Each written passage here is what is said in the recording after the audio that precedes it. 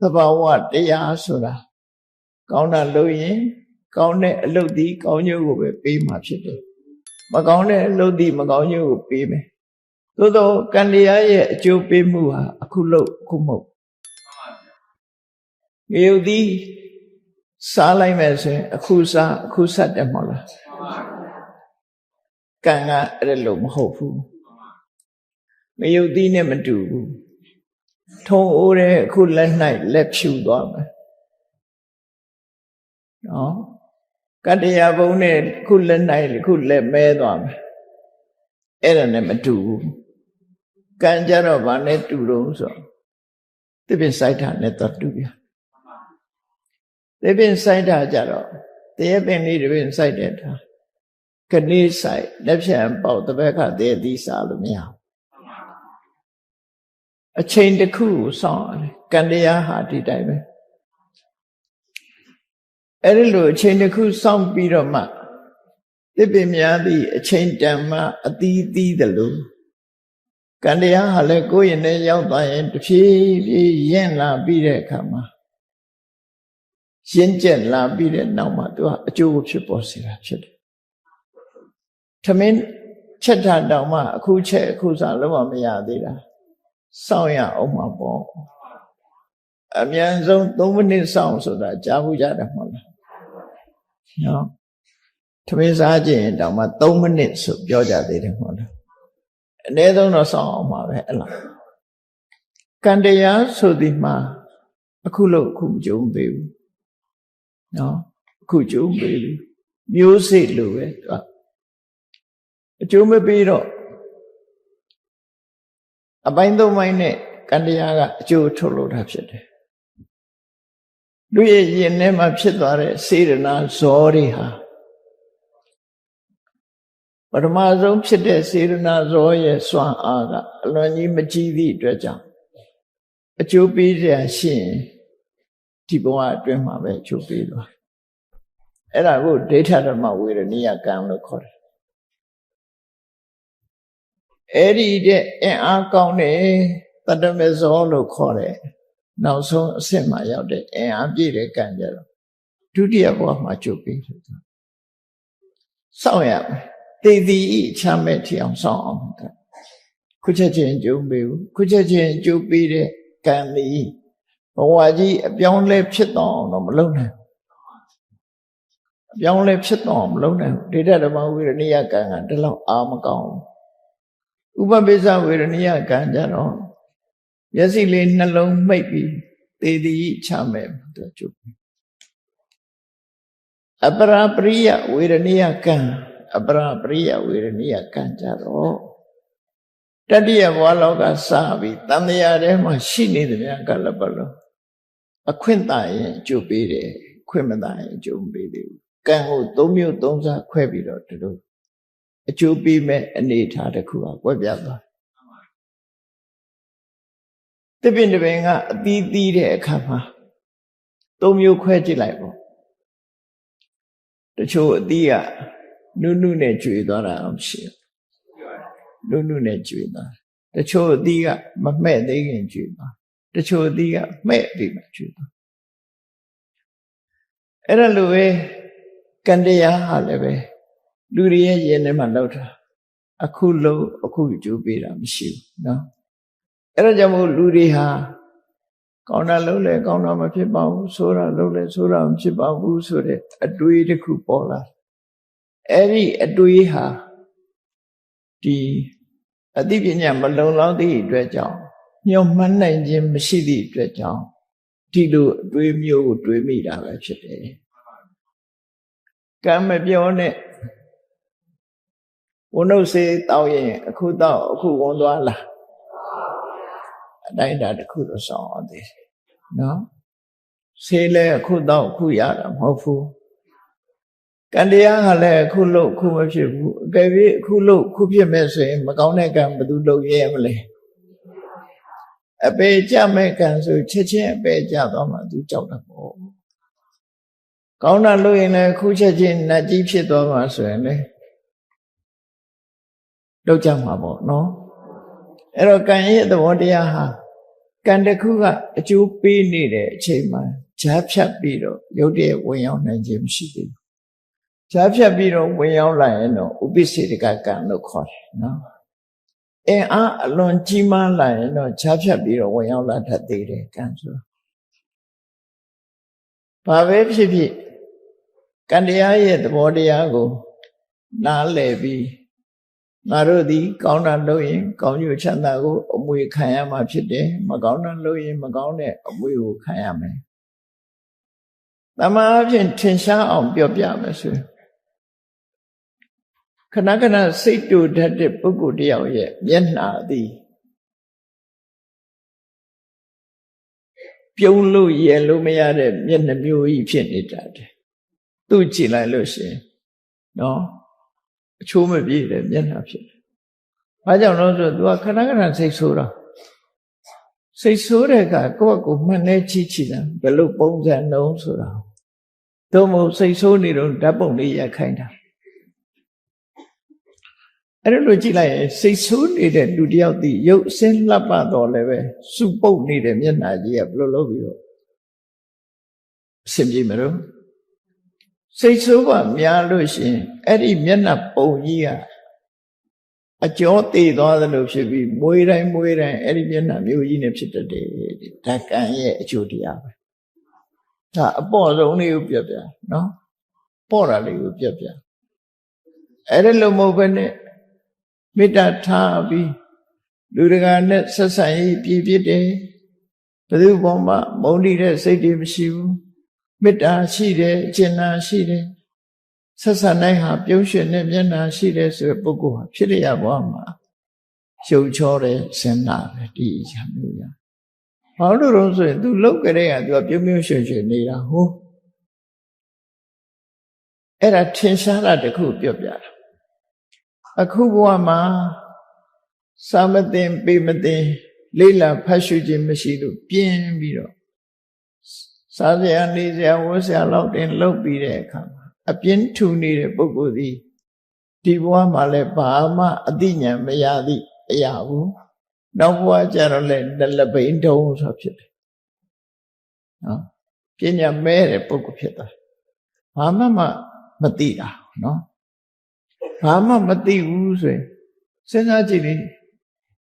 ပကံမျိုးမနေတဲ့လူတွေပကံသမိုင်းကိုအကုန်လုံးသိကြရလားလို့မေးကြည့်ဘာလို့မသိတာ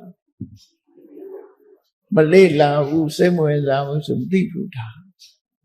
လေ့လာတဲ့ပုဂ္ဂိုလ်လောက်ပဲသိကြတာဖြစ်တယ်အဲ့တော့မလေ့လာပဲနေခြင်းသည်မသိခြင်းရဲ့အကြောင်းတစ်ခုပဲမလေ့လာရင်မသိဘူးဆိုတဲ့အဖြေအတိုင်းပဲဖြစ်ရဘဝမှာမလေးလာဘူးဆိုတဲ့ပုဂ္ဂိုလ်တွေဟာအသိဉာဏ်နဲ့ပါသွားတယ်အေးလေးလာတယ်လိုက်စားတယ်ဖတ်တယ်ရှုတယ်စုံစမ်းတယ်မေးမြန်းတယ်ဆိုတဲ့ပုဂ္ဂိုလ်တွေကဉာဏ်ပညာရှိတဲ့ပုဂ္ဂိုလ်ဖြစ်တယ်ကိုလှုပ်တာကိုရတယ်ဆိုတာအဲ့ဒါပြောတာကံဆိုတာကိုလှုပ်တာကိုရတာအဲ့ဒါနော်ကိုမလှုပ်ရင်တော့ဘာတစ်ခုမှရမှာမဟုတ်ဘူးကိုလုံးမှကိုရအဲ့ဒီသဘောတရားကိုလက်ခံယုံကြည်တဲ့မြင်ကိုဘာခေါ်တော့ဆိုကမ္မတက္ကတာသမ္မာဒိဋ္ဌိတဲ့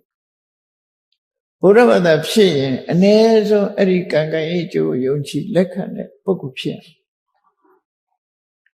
ကံကံရဲ့အကျိုးယုံကြည်လက်ခံတဲ့ပုဂ္ဂိုလ်မှရှေ့ကိုဆက်သွားလို့ရကံကံဤကျိုးကိုညင်းပယ်လိုက်တာနဲ့တပြိုင်နက်မြတ်စွာဘုရားဟောတဲ့ဆုံးမတရားတော်တွေနဲ့တွေ့ဖီသွားပြီသူကနော်တွေ့ဖီသွားကဲစဉ်းစားကြည့်အောင်ကံကံဤကျိုးကိုလက်ခံသူနဲ့လက်မခံသူဒီနှစ်ယောက်ပဲကြည့်လက်ခံသူကဘယ်လိုစဉ်းစားလက်မခံသူကဘယ်လိုစဉ်းစားမလဲလက်မခံသူစဉ်းစားပုံလေးကိုကြည့်ကိုယ့်ဟာကိုယ်လည်းစဉ်းစားကြည့်ပေါ့ကံကံကြီးကျိုးလက်မခံဘူးဆိုရင်ဘယ်လိုလုပ်လဲအေးကောင်းတာလုပ်လဲကောင်းကျိုးမရပါဘူးမကောင်းတာလုပ်လဲကောင်းကျိုးမကောင်းတဲ့ကျိုးမရပါဘူးဒါတွေကအပို့ပဲကိုလှုပ်ချင်တာလုပ်မယ်ဆိုတဲ့လူတယောက်ဟာကိုလှုပ်ချင်တာလို့ဆိုကြတယ်ကောင်းတာလှုပ်ချင်တာနည်းတယ်မကောင်းတာလှုပ်ချင်တာများ အဲ့ဒီပုဂ္ဂိုလ်ရဲ့ဘဝကိုကြည့်လိုက်မယ်ဆိုရင်အကောင်းဘက်သွားမလားအဆိုးဘက်သွားမလားအေးကံကံဤကျိုးလက်မခံမှုဆိုကြတဲ့အဆိုးဘက်ရောက်သွားလမ်းကြောင်းပေါ်ရောက်ဖို့မရှိတော့ဘူးသူကလက်မခံတာကောင်းတဲ့လုပ်ဖို့မစဉ်းစားတော့အေးကံကံဤကျိုးယုံကြည်လက်ခံတဲ့ကမ္မတက္ကတသမ္မာဒိဋ္ဌိဉာဏ်ရှိတဲ့ပုဂ္ဂိုလ်ကြတော့စဉ်းစားတယ်မကောင်းတာလုပ်ရင်ဆင်းရဲဒုက္ခရလိမ့်မယ်ကောင်းတာလုပ်မှကောင်းကျိုးချမ်းသာရတယ်လို့ဘုရားကဟောထားတယ်အေးကောင်းကျိုးဆိုးပြစ်စွာရှိတယ်ငါကဆင်းရဲဒုက္ခကိုကြောက်တယ်ကောင်းကျိုးချမ်းသာရခြင်းနဲ့ဆိုဆင်းရဲဒုက္ခကိုရစေတတ်တဲ့အကုသိုလ်တွေကိုရှောင်ပြီးတော့ချမ်းသာဒုက္ခကိုရစေနိုင်တဲ့ကုသိုလ်ကောင်းမှုတွေလုံးမပဲဆိုပြီးဟောကောင်းတဲ့အလုပ်တွေလုပ်လာပဲဘုရားတော့ဘုရားဗတဝင်သူတော်စင်ဒီစဉ်းစားကြည့်ကုသိုလ်ကောင်းမှုတွေလုပ်နေကြတာဟာအနည်းဆုံးနောက်ဘဝချမ်းသာဖို့လူတွေပြောရရှိတယ်တို့မရှိလို့မလူလို့မရှိဒီတန်တရားကထွက်နေမှာမဟုတ်ဘူးရှိတာလေးတော့လှူမှပဲဆိုတဲ့အတွေးလေးတွေဝင်လာကုသိုလ်ကောင်းမှုတော့လုပ်မှပဲကုသိုလ်ကောင်းမှုမလုပ်ရင်တန်တရားမှာလူဘဝနှိမ့်ချသွားလိမ့်မယ်ကုသိုလ်တော့လုပ်မှပဲဒါယုံကြည်တာပဲလေအဲ့ဒါလိုယုံကြည်လို့ကောင်းတဲ့အလုပ်တွေဟာလုပ်ဖြစ်သွားတယ်အဲ့တော့ရလက်အနေနဲ့ကြည့်မကောင်းဘူးလားလမ်းကြောင်းပွင့်သွားတယ်လို့ပြောအဲ့ဒါလိုမဟုတ်ဘဲနဲ့ငါတို့ဟာဘုရားသခင်ကဖန်ဆင်းလို့ဘုရားသခင်ရဲ့အလိုတော်ချပဲလို့ဆိုတဲ့ပုဂ္ဂိုလ်ဟာလည်းပဲကောင်းတာလုပ်ဖို့စဉ်းစားမှမဟုတ်တော့ဘူးနော်ဘာဖြစ်လို့တော့ဆိုရင်သူ့ကိုဆုံးဖြတ်ပေးနေတာကိုလုပ်တဲ့အလုပ်ကဆုံးဖြတ်ပေးတာမဟုတ်ဘဲနဲ့ဘုရားသခင်ကအဆုံးဖြတ်ပေးတာဘုရားသခင်ကိုပဲထိုင်ရှိခိုးနေဖို့ဆုတောင်းနေဖို့ blessing ပေးပါလို့ဒါပဲရှိတော့မှာပေါ့နော်ကိုယ်ကိုယ်တိုင်လှုပ်တဲ့လှုပ်ထိုက်တာကိုမလှုပ်ကြတော့အဲ့တော့ဒါကြောင့်မို့လို့ဘုရားဘာသာဖြစ်ဖို့ရာကံကံဤကျိုးလက်ခံသိမြင်တဲ့ကမ္မတက္ကတာသမ္မာဒိဋ္ဌိဉာဏ်ရှိရမယ်လို့ပြောအဲ့ဒါမရှိရင်လူတော်လူကောင်းကိုမဖြစ်နိုင်ဘူးနော်ကံကံဤကျိုးကိုယုံကြည်လက်ခံမှလူတော်လူကောင်းဖြစ်တယ်လို့ဒီလိုမှတ်သားကြနော်နောက်တစ်ခုပြောရမယ်ဆိုလို့ရှိရင်ကံကံဤကျိုးလက်ခံပြီးဆိုလူတော်လူကောင်းဖြစ်တယ်မြတ်စွာဘုရားကလူတွေကိုမဆိုးသွမ်းအောင်မနဲ့ထိန်းဟောဆိုကမ္မတက္ကတာသမ္မာဒိဋ္ဌိဉာဏ်နဲ့ထိန်းပေးတာတခြားဘာသာတွေကြတော့ဘုရားဒီဖန်ဆင်းရှင် God ဆိုတာနဲ့ထိန်းတာတယ်သူတို့လည်းအကျိုးသက်ရောက်မှုတော့ရှိတဲ့တော့ရှိပါတယ်နော်မကောင်းတဲ့အလုပ်ကနေပြီးတော့မလုပ်ဖို့ထိန်းပေးတာကြတော့ကောင်းပါဘုရားဘာသာတွေကြတော့အမှန်သိပြီးတော့ဒီလူတွေရဲ့ကိုယ်ကျင့်တရားကိုထိန်းပေးတယ်။ဘာနဲ့ကိုယ်ကျင့်တရားထိန်းလို့ဆိုအေးမကောင်းတာလုပ်ရင်မကောင်းကျိုးရလိမ့်မယ်ကောင်းတာလုပ်မှကောင်းကျိုးရလိမ့်မယ်ငါကိုယ်ကျင့်တရားပြပြလို့မဖြစ်ဘူးကိုယ်ကျင့်တရားကောင်းအောင်လုပ်မှဖြစ်မယ်ဟောဒီအတွေးဝင်လာနောက်တစ်ခုကျတော့ဘာလဲထိန်းလို့ဆိုလို့ရှိရင်ကိုယ်ကျင့်စာတရားနဲ့ထိန်းရသော်ဗျာကိုယ်ကျင့်စာတရားဟောတာနဲ့လူတွေကိုလူတော်လူကောင်းဖြစ်အောင်ထိန်းပေးတာဘလို့ထိန်းပေးလို့ဆိုငါမကြိုက်တာကိုသူများလုပ်ရင်သူများလည်းကြိုက်မှာမဟုတ်ဘူးအဲ့တော့ကိုချင်းစာတရားထားတယ်ကိုမကြိုက်တဲ့လုပ်ပါလို့သူများလုပ်မှလည်းမလုပ်ပါနဲ့မလုပ်ချင်ပါနဲ့ကိုမလက်မခံနိုင်တဲ့အရာကိုသူများကိုတော့မလုပ်ပါနဲ့ဆိုဟောဒီတွေးရလည်းပဲလူတော်လူကောင်းဖြစ်ဖို့မရောက်စေဘူးလားရောက်စေတာပဲဒါကြောင့်မို့ကိုချင်းစာတရားဆိုတာလည်းတို့ရတယ်ကမ္မတက္ကတာကိုချင်းစာတရားဆိုတာတော့ရိုးရိုးစဉ်းစားတာကိုနဲ့နှိုင်းဆပြီးတော့စဉ်းစားတာမြတ်စွာဘုရားဟောတဲ့တရားထဲမှာကိုချင်းစာတရားကိုပါဠိစကားလုံးနဲ့ပြောပါဆိုရင်အတုပနာယိကလို့ခေါ်တယ်အတ္တဥပနာယိကကိုနဲ့နှိုင်းရှင်ပြီးတော့ကြည့်တယ်ဘယ်အလုပ်ပဲဖြစ်ဖြစ်ဥပမာသူများကိုဆဲမယ်ဆိုရင်ငါဆဲရင်ရောကြိုက်မလားဟောမကြိုက်ဘူးငါကိုလာဆဲရင်ငါမခံနိုင်ဘူးအဲ့တော့ငါလည်းသူများမဆဲ ငါကိုရိုက်ရင်ငါကြိုက်မလားမကြိုက်ဘူးအဲ့တော့သူများမရိုက်နဲ့ငါပစ္စည်းလာပြီးတော့မတရားယူရင်ငါကြိုက်မလားမကြိုက်ဘူးအဲ့တော့သူပစ္စည်းလည်းမယူနဲ့ဆိုဟောကိုယ့်ကိုလူတော်လူကောင်းဖြစ်အောင်ကိုကျင့်စာတရားထားတရဝမန္တမြဟာတေမှာကြောက်ကြတာကြီးပဲရိုက်နေခံရမှာလို့အပြစ်ဒဏ်ခံရမှာလို့ကြောက်ကြတာကြီးအဲ့တော့သူများကိုရိုက်နေဖို့ဒုက္ခပေးဖို့မစင်စားနဲ့ကိုယ်လည်းဒုက္ခကြောက်တယ်သူလည်းဒုက္ခကြောက်အစဉ်ပြေတာကိုအလုံးကြိုက်ကြတယ်ဒါကြောင့်မို့သူတို့တတ်နိုင်ရင်အစဉ်ပြေအောင်ပဲလုပ်ပေးမယ်အစဉ်မပြေအောင်မလုပ်ဘူးဟုတ်တာဒီအတွေးနှစ်ခုဟာလူတော်လူကောင်းဘဝသို့ရောက်အောင်ပို့ဆောင်ပေးတာ ਨੇ တူတူပဲအဲ့ဒီအတွေးမရှိဘူးဆိုရင်လူတော်လူကောင်းဖြစ်ဖို့ခက်တယ်လူတော်လူကောင်းဒါကြောင့်မို့ဒီအတွေးဟာတမန်အလွယ်လေးလို့မအောင်မိတ်နဲ့မြတ်စွာဘုရားပွင့်မှသို့မဟုတ်သူတော်ကောင်းတွေနဲ့ကြုံတဲ့အခါမှာဒီအတွေးမျိုးရရှိတာဖြစ်အနှုတ်ဖို့ဆိုရင်လူတွေရဲ့စိတ်ဓာတ်မှာဘာရှိတော့ဆိုအင်အားကြီးတဲ့ပုဂ္ဂိုလ်ကအင်အားနည်းတဲ့ပုဂ္ဂိုလ်ကိုအနိုင်ကျင့်တာပဲဖြစ်ဘူကြတယ်ဆိုနော်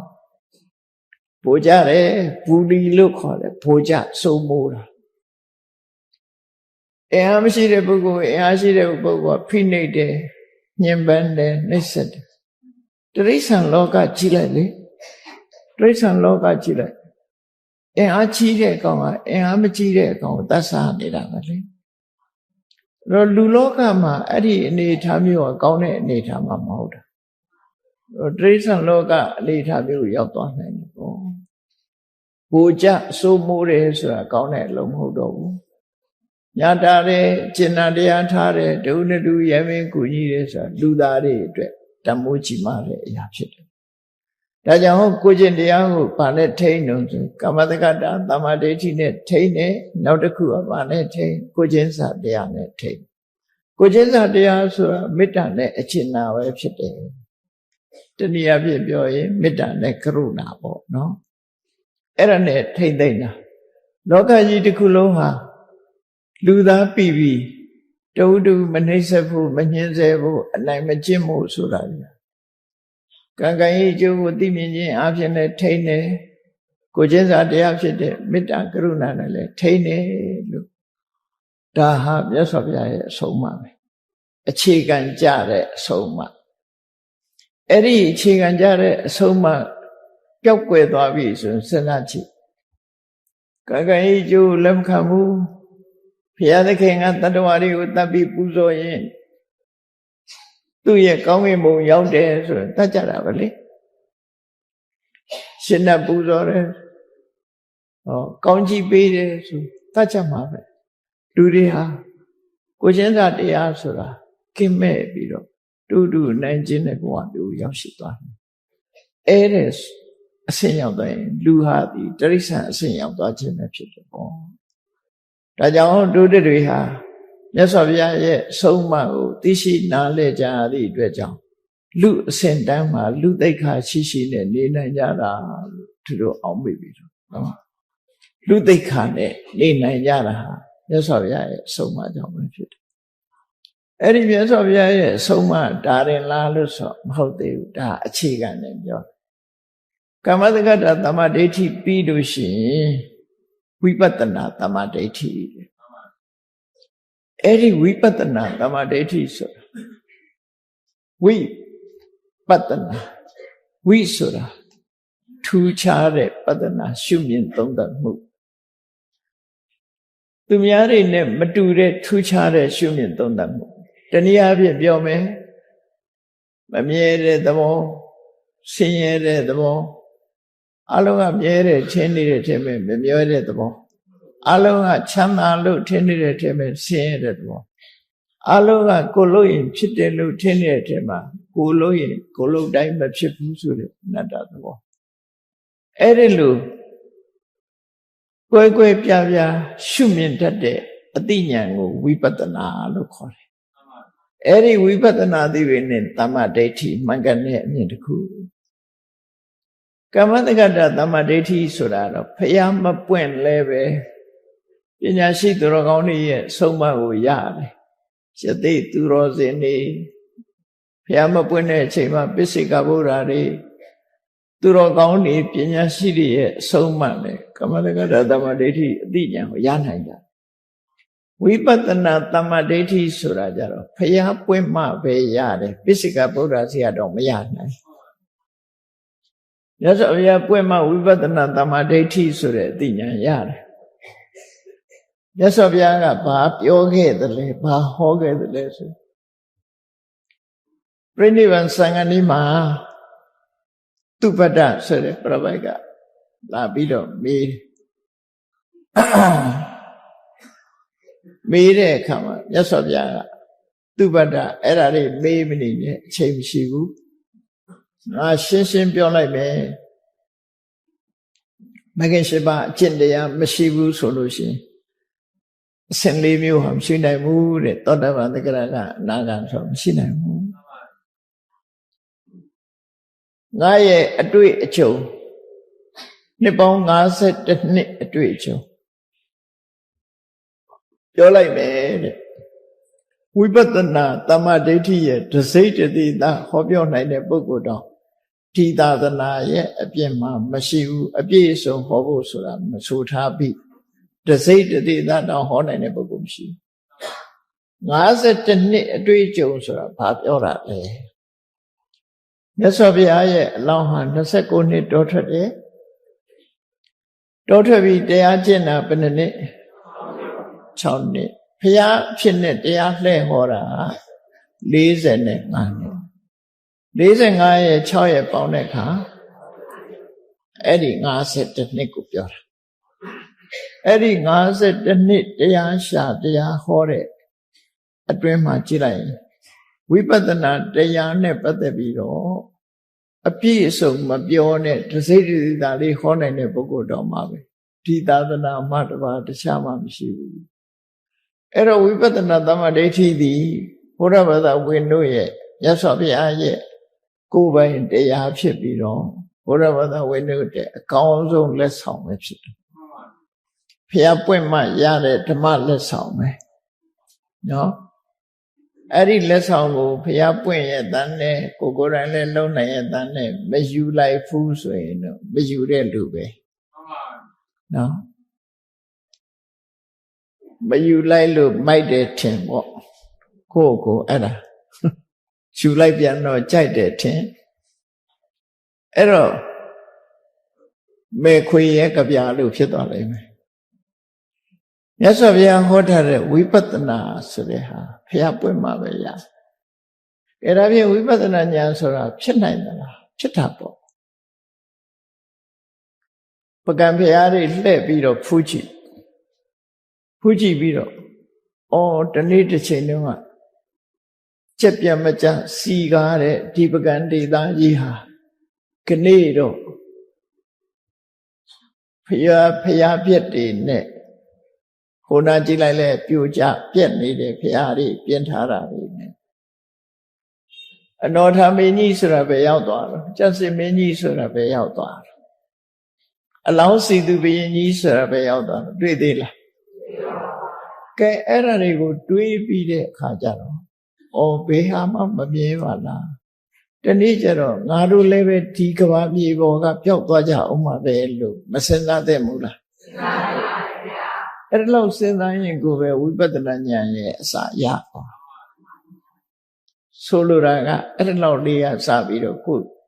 ရှင်တဲ့နှလုံးထဲမှာအတွေးလေးတွေပေါ်ဖို့လိုတယ်ဒီအတွေးကိုထင်မသေးလေနဲ့ဒီအတွေးသည်နောက်ဖျားပွင့်တဲ့အခါမှာအလွယ်တကူဉာဏ်နာဖြစ်ဖို့သောတပန်ဖြစ်ဖို့အတွက်အထောက်အကူဖြစ်တယ်ဒီတွေးလေးတောင်မတွေးမိဘူးဆိုလို့ရှိရင်တော့အဲ့ဒါဘုရားပြည့်တွေကျောင်းကံပြည့်တွေအဟောင်းတွေတွေးပြီးဒီလိုလေးမှမတွေးတတ်သေးဘူးဆိုလို့ရှိရင်နောက်ဘုရားနဲ့တွေ့လဲ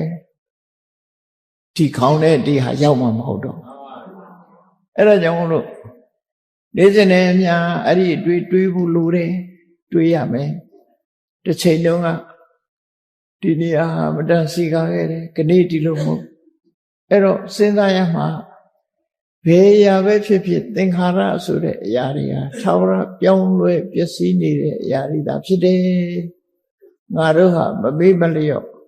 တရားဓမ္မဝိจิตကျုပ်ကိုအထုံးမှဖြစ်မယ်ဆိုတဲ့အတွေ့လေးတွေ့ပြီပါ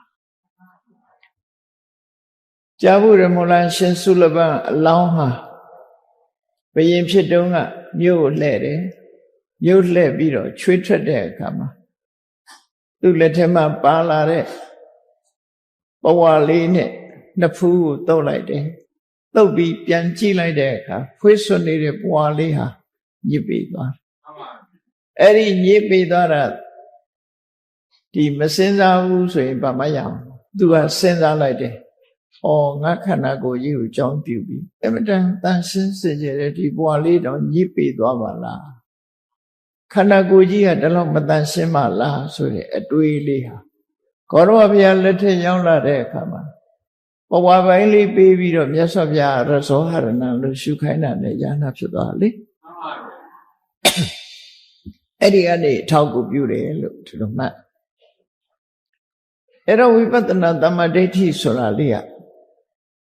ဘယ်ရမှမမြဲဘူးဆိုတာသာဝရရွေရှားနေတယ်နောက်ဆုံးမှာဒီပကံမျိုးရဲ့အနီးမှာဆိုရင်အေယဝတီမြစ်ကြီးစီးဆင်းနေတာတွေ့ရတယ်အဲ့တော့အေယဝတီမြစ်ကမ်းကိုသွားပြီးထိုင်ကြည့်လိုက်လို့ရှိရင်လေမြစ်ရည်တွေကစီးနေမနေ့ကရေတွေရှိသေးလားဒီနေ့မနေ့ကရေတွေရောဟုတ်ကဲ့လားပြောင်းလဲနေတယ်ဆိုတဲ့သဘောတရားကိုစဉ်းစားမိဖို့လိုအပ်တယ်အဲ့ဒါတွေမစဉ်းစားနဲ့အပြင်ကအာယုံလေးယူပြီးတော့ကိုယ့်ကိုယ်လည်းပြန်စဉ်းစားလိုက်အောင်မနှစ်တုန်းကငါရုပ်ဒီနှစ်ငါရုပ်ကွာသွားပြီအဲ့ဒီကနေတဖြည်းဖြည်းကျင့်ကြည့်လိုက်မနေ့တုန်းကငါရုပ်ဒီကနေ့ငါရဲ့ရုပ်ခန္ဓာနန္တရားတွေခန္ဓာတွေဟာကွာသွားပြီမတူတော့အိမ်ပြန်လို့ရှိရင်အစစ်အမှန်နဲ့ပြန်နိုင်မှာမဟုတ်ဘူးကော်ပီနဲ့ပဲပြန်အောင်မှာဖြစ်တယ်ဟုတ်လားအိမ်ပြန်သွားလို့ရှိရင်လူတိုင်းဟာကော်ပီပဲကြံတယ်အစစ်ကရှိသေးလားရှိပါဘူးမွေးခါစားတော့ကရုပ်လေးဘယ်မှကြံတော့ဘူးလေအဲ့ဒါမူရင်းပဲအဲ့ဒီမူရင်းမကြံဘူးအခုကကော်ပီကပြောင်းလာတာတနေ့ပြီးတနေ့တရက်ပြီးတရက်နိုင်ပိုင်းနဲ့ပြောင်းနေတဲ့ကော်ပီလေးအချိန်နီးရင်တော့မှတ်မိသေးတယ်တော်တော်လေးกว่า10နှစ်အနည်း20ကြာမှပြန်တွေးရင်ကိုဘသူပါဟိုကလည်းပဲဘသူပါဆိုတာပြောယူမှပဲမှတ်မိကြတော့မှာမဟုတ်လားအဲ့ဒါကြောင့်မလို့ရွေးနေတာဟာချက်ချင်းကြီးရွေးသွားတာမဟုတ်ဘူးတနေ့ပြီးတနေ့တစ်စက္ကန့်ပြီးတစ်စက္ကန့်ရွေးပြောင်းလဲနေတဲ့သဘောလေးကိုတခဏလေးပဲဖြစ်ဖြစ်ကိုယ့်အိမ်မှာကိုနေရင်ကနေပြီးစဉ်းစားပါအဲ့ဒါဝိပဿနာဉာဏ်တဲ့အခြေခံပဲလို့သူတို့ဆိုလို့ဝိပဿနာရဲ့ဉာဏ်အခြေခံလေးဝိပဿနာသမ္မာဒိဋ္ဌိလေးဖြစ်ပြီးမမြဲဘူးဆိုတာတွေသိရင်ဒီလောက်သိလိုက်တာနဲ့ဘလောက်ထိအောင်အကျိုးသက်ရောက်မှုရှိသွားတော့ဆိုပစ္စည်းပေါ်မှာတွေ့တာမှုလူတွေပေါ်မှာတွေ့တာမှုရောကြသွားနော်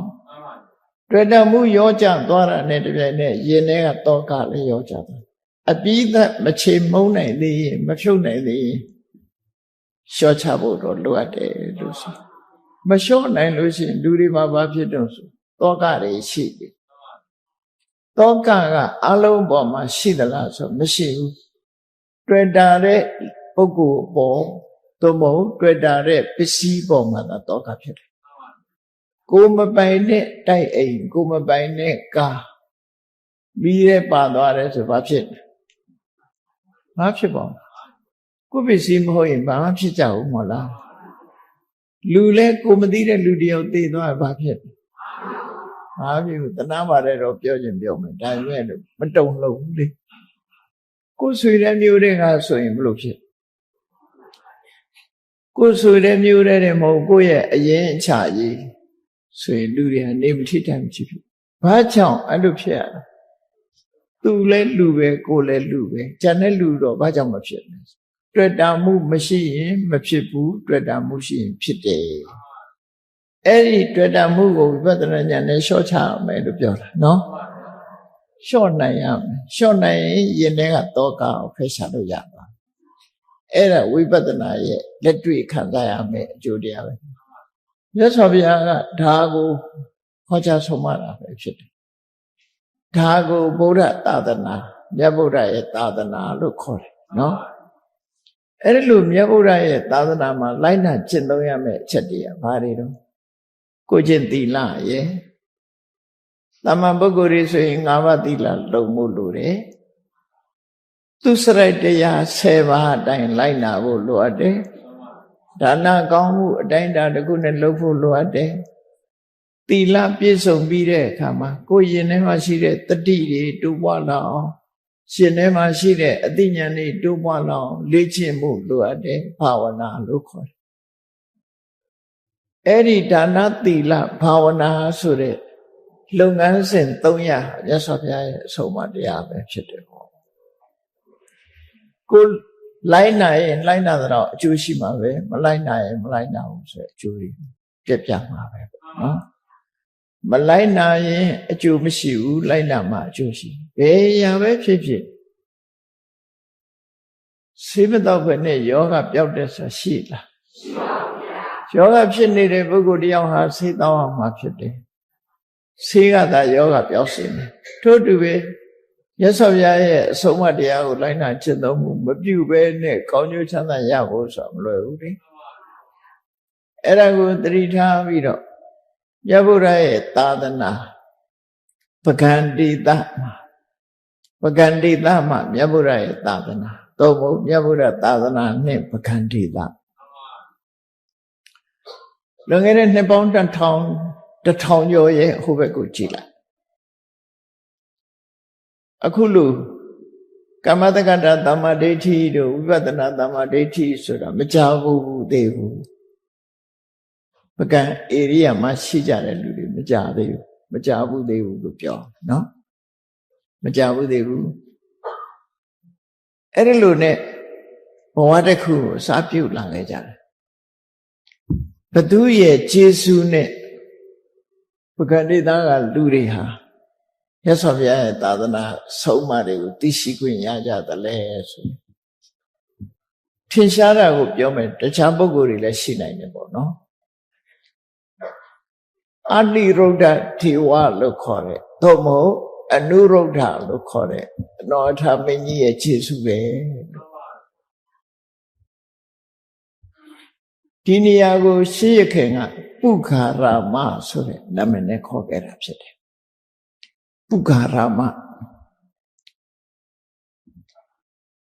မြို့တော်ကိုအရိမတ္တနာရှမ်းသူတွေကိုနှိမ်နှင်းရဖြစ်တဲ့မြို့ဆိုပြီးတော့အဲ့တော့ဒီအနောထမင်းကြီးမပေါ်ခင်ကဒီဒေသမှာမင်္ဂနဲ့တရားတော်မှာမျိုးစေ့ဟာမရှိဘူးအဓမ္မကိုဓမ္မလို့လုပ်ပြီးတော့ဟောပြောနေကြတယ်ဓမ္မကိုအဓမ္မလို့လုပ်ပြီးတော့ဟောပြောနေကြတယ်မနှမ်းရဆိုရင်ရပြောရမယ်ဆိုလို့ရှိရင်ဒီအနောထဘုရင်ကြီးဟာပထမတုန်းကအနောထဘုရင်ရဲ့ရှေ့မှာနန်းတက်တာကသူ့ရဲ့အကိုပေါ့အကိုလည်းတော်မယ်ပေါ့သုကတိဆိုတဲ့မင်းနန်းတက်တာဖြစ်တယ်နော်သုကတိမင်းကြီးရဲ့အမှုတော်ကိုသူထမ်းတဲ့အချိန်တုန်းကဒီနာကပကံပဝန်းကျင်မှာသူ့မုံတရစ်ဘုရင်တည်ထားခဲ့တဲ့ရွာကြီး16ရွာရှိတယ်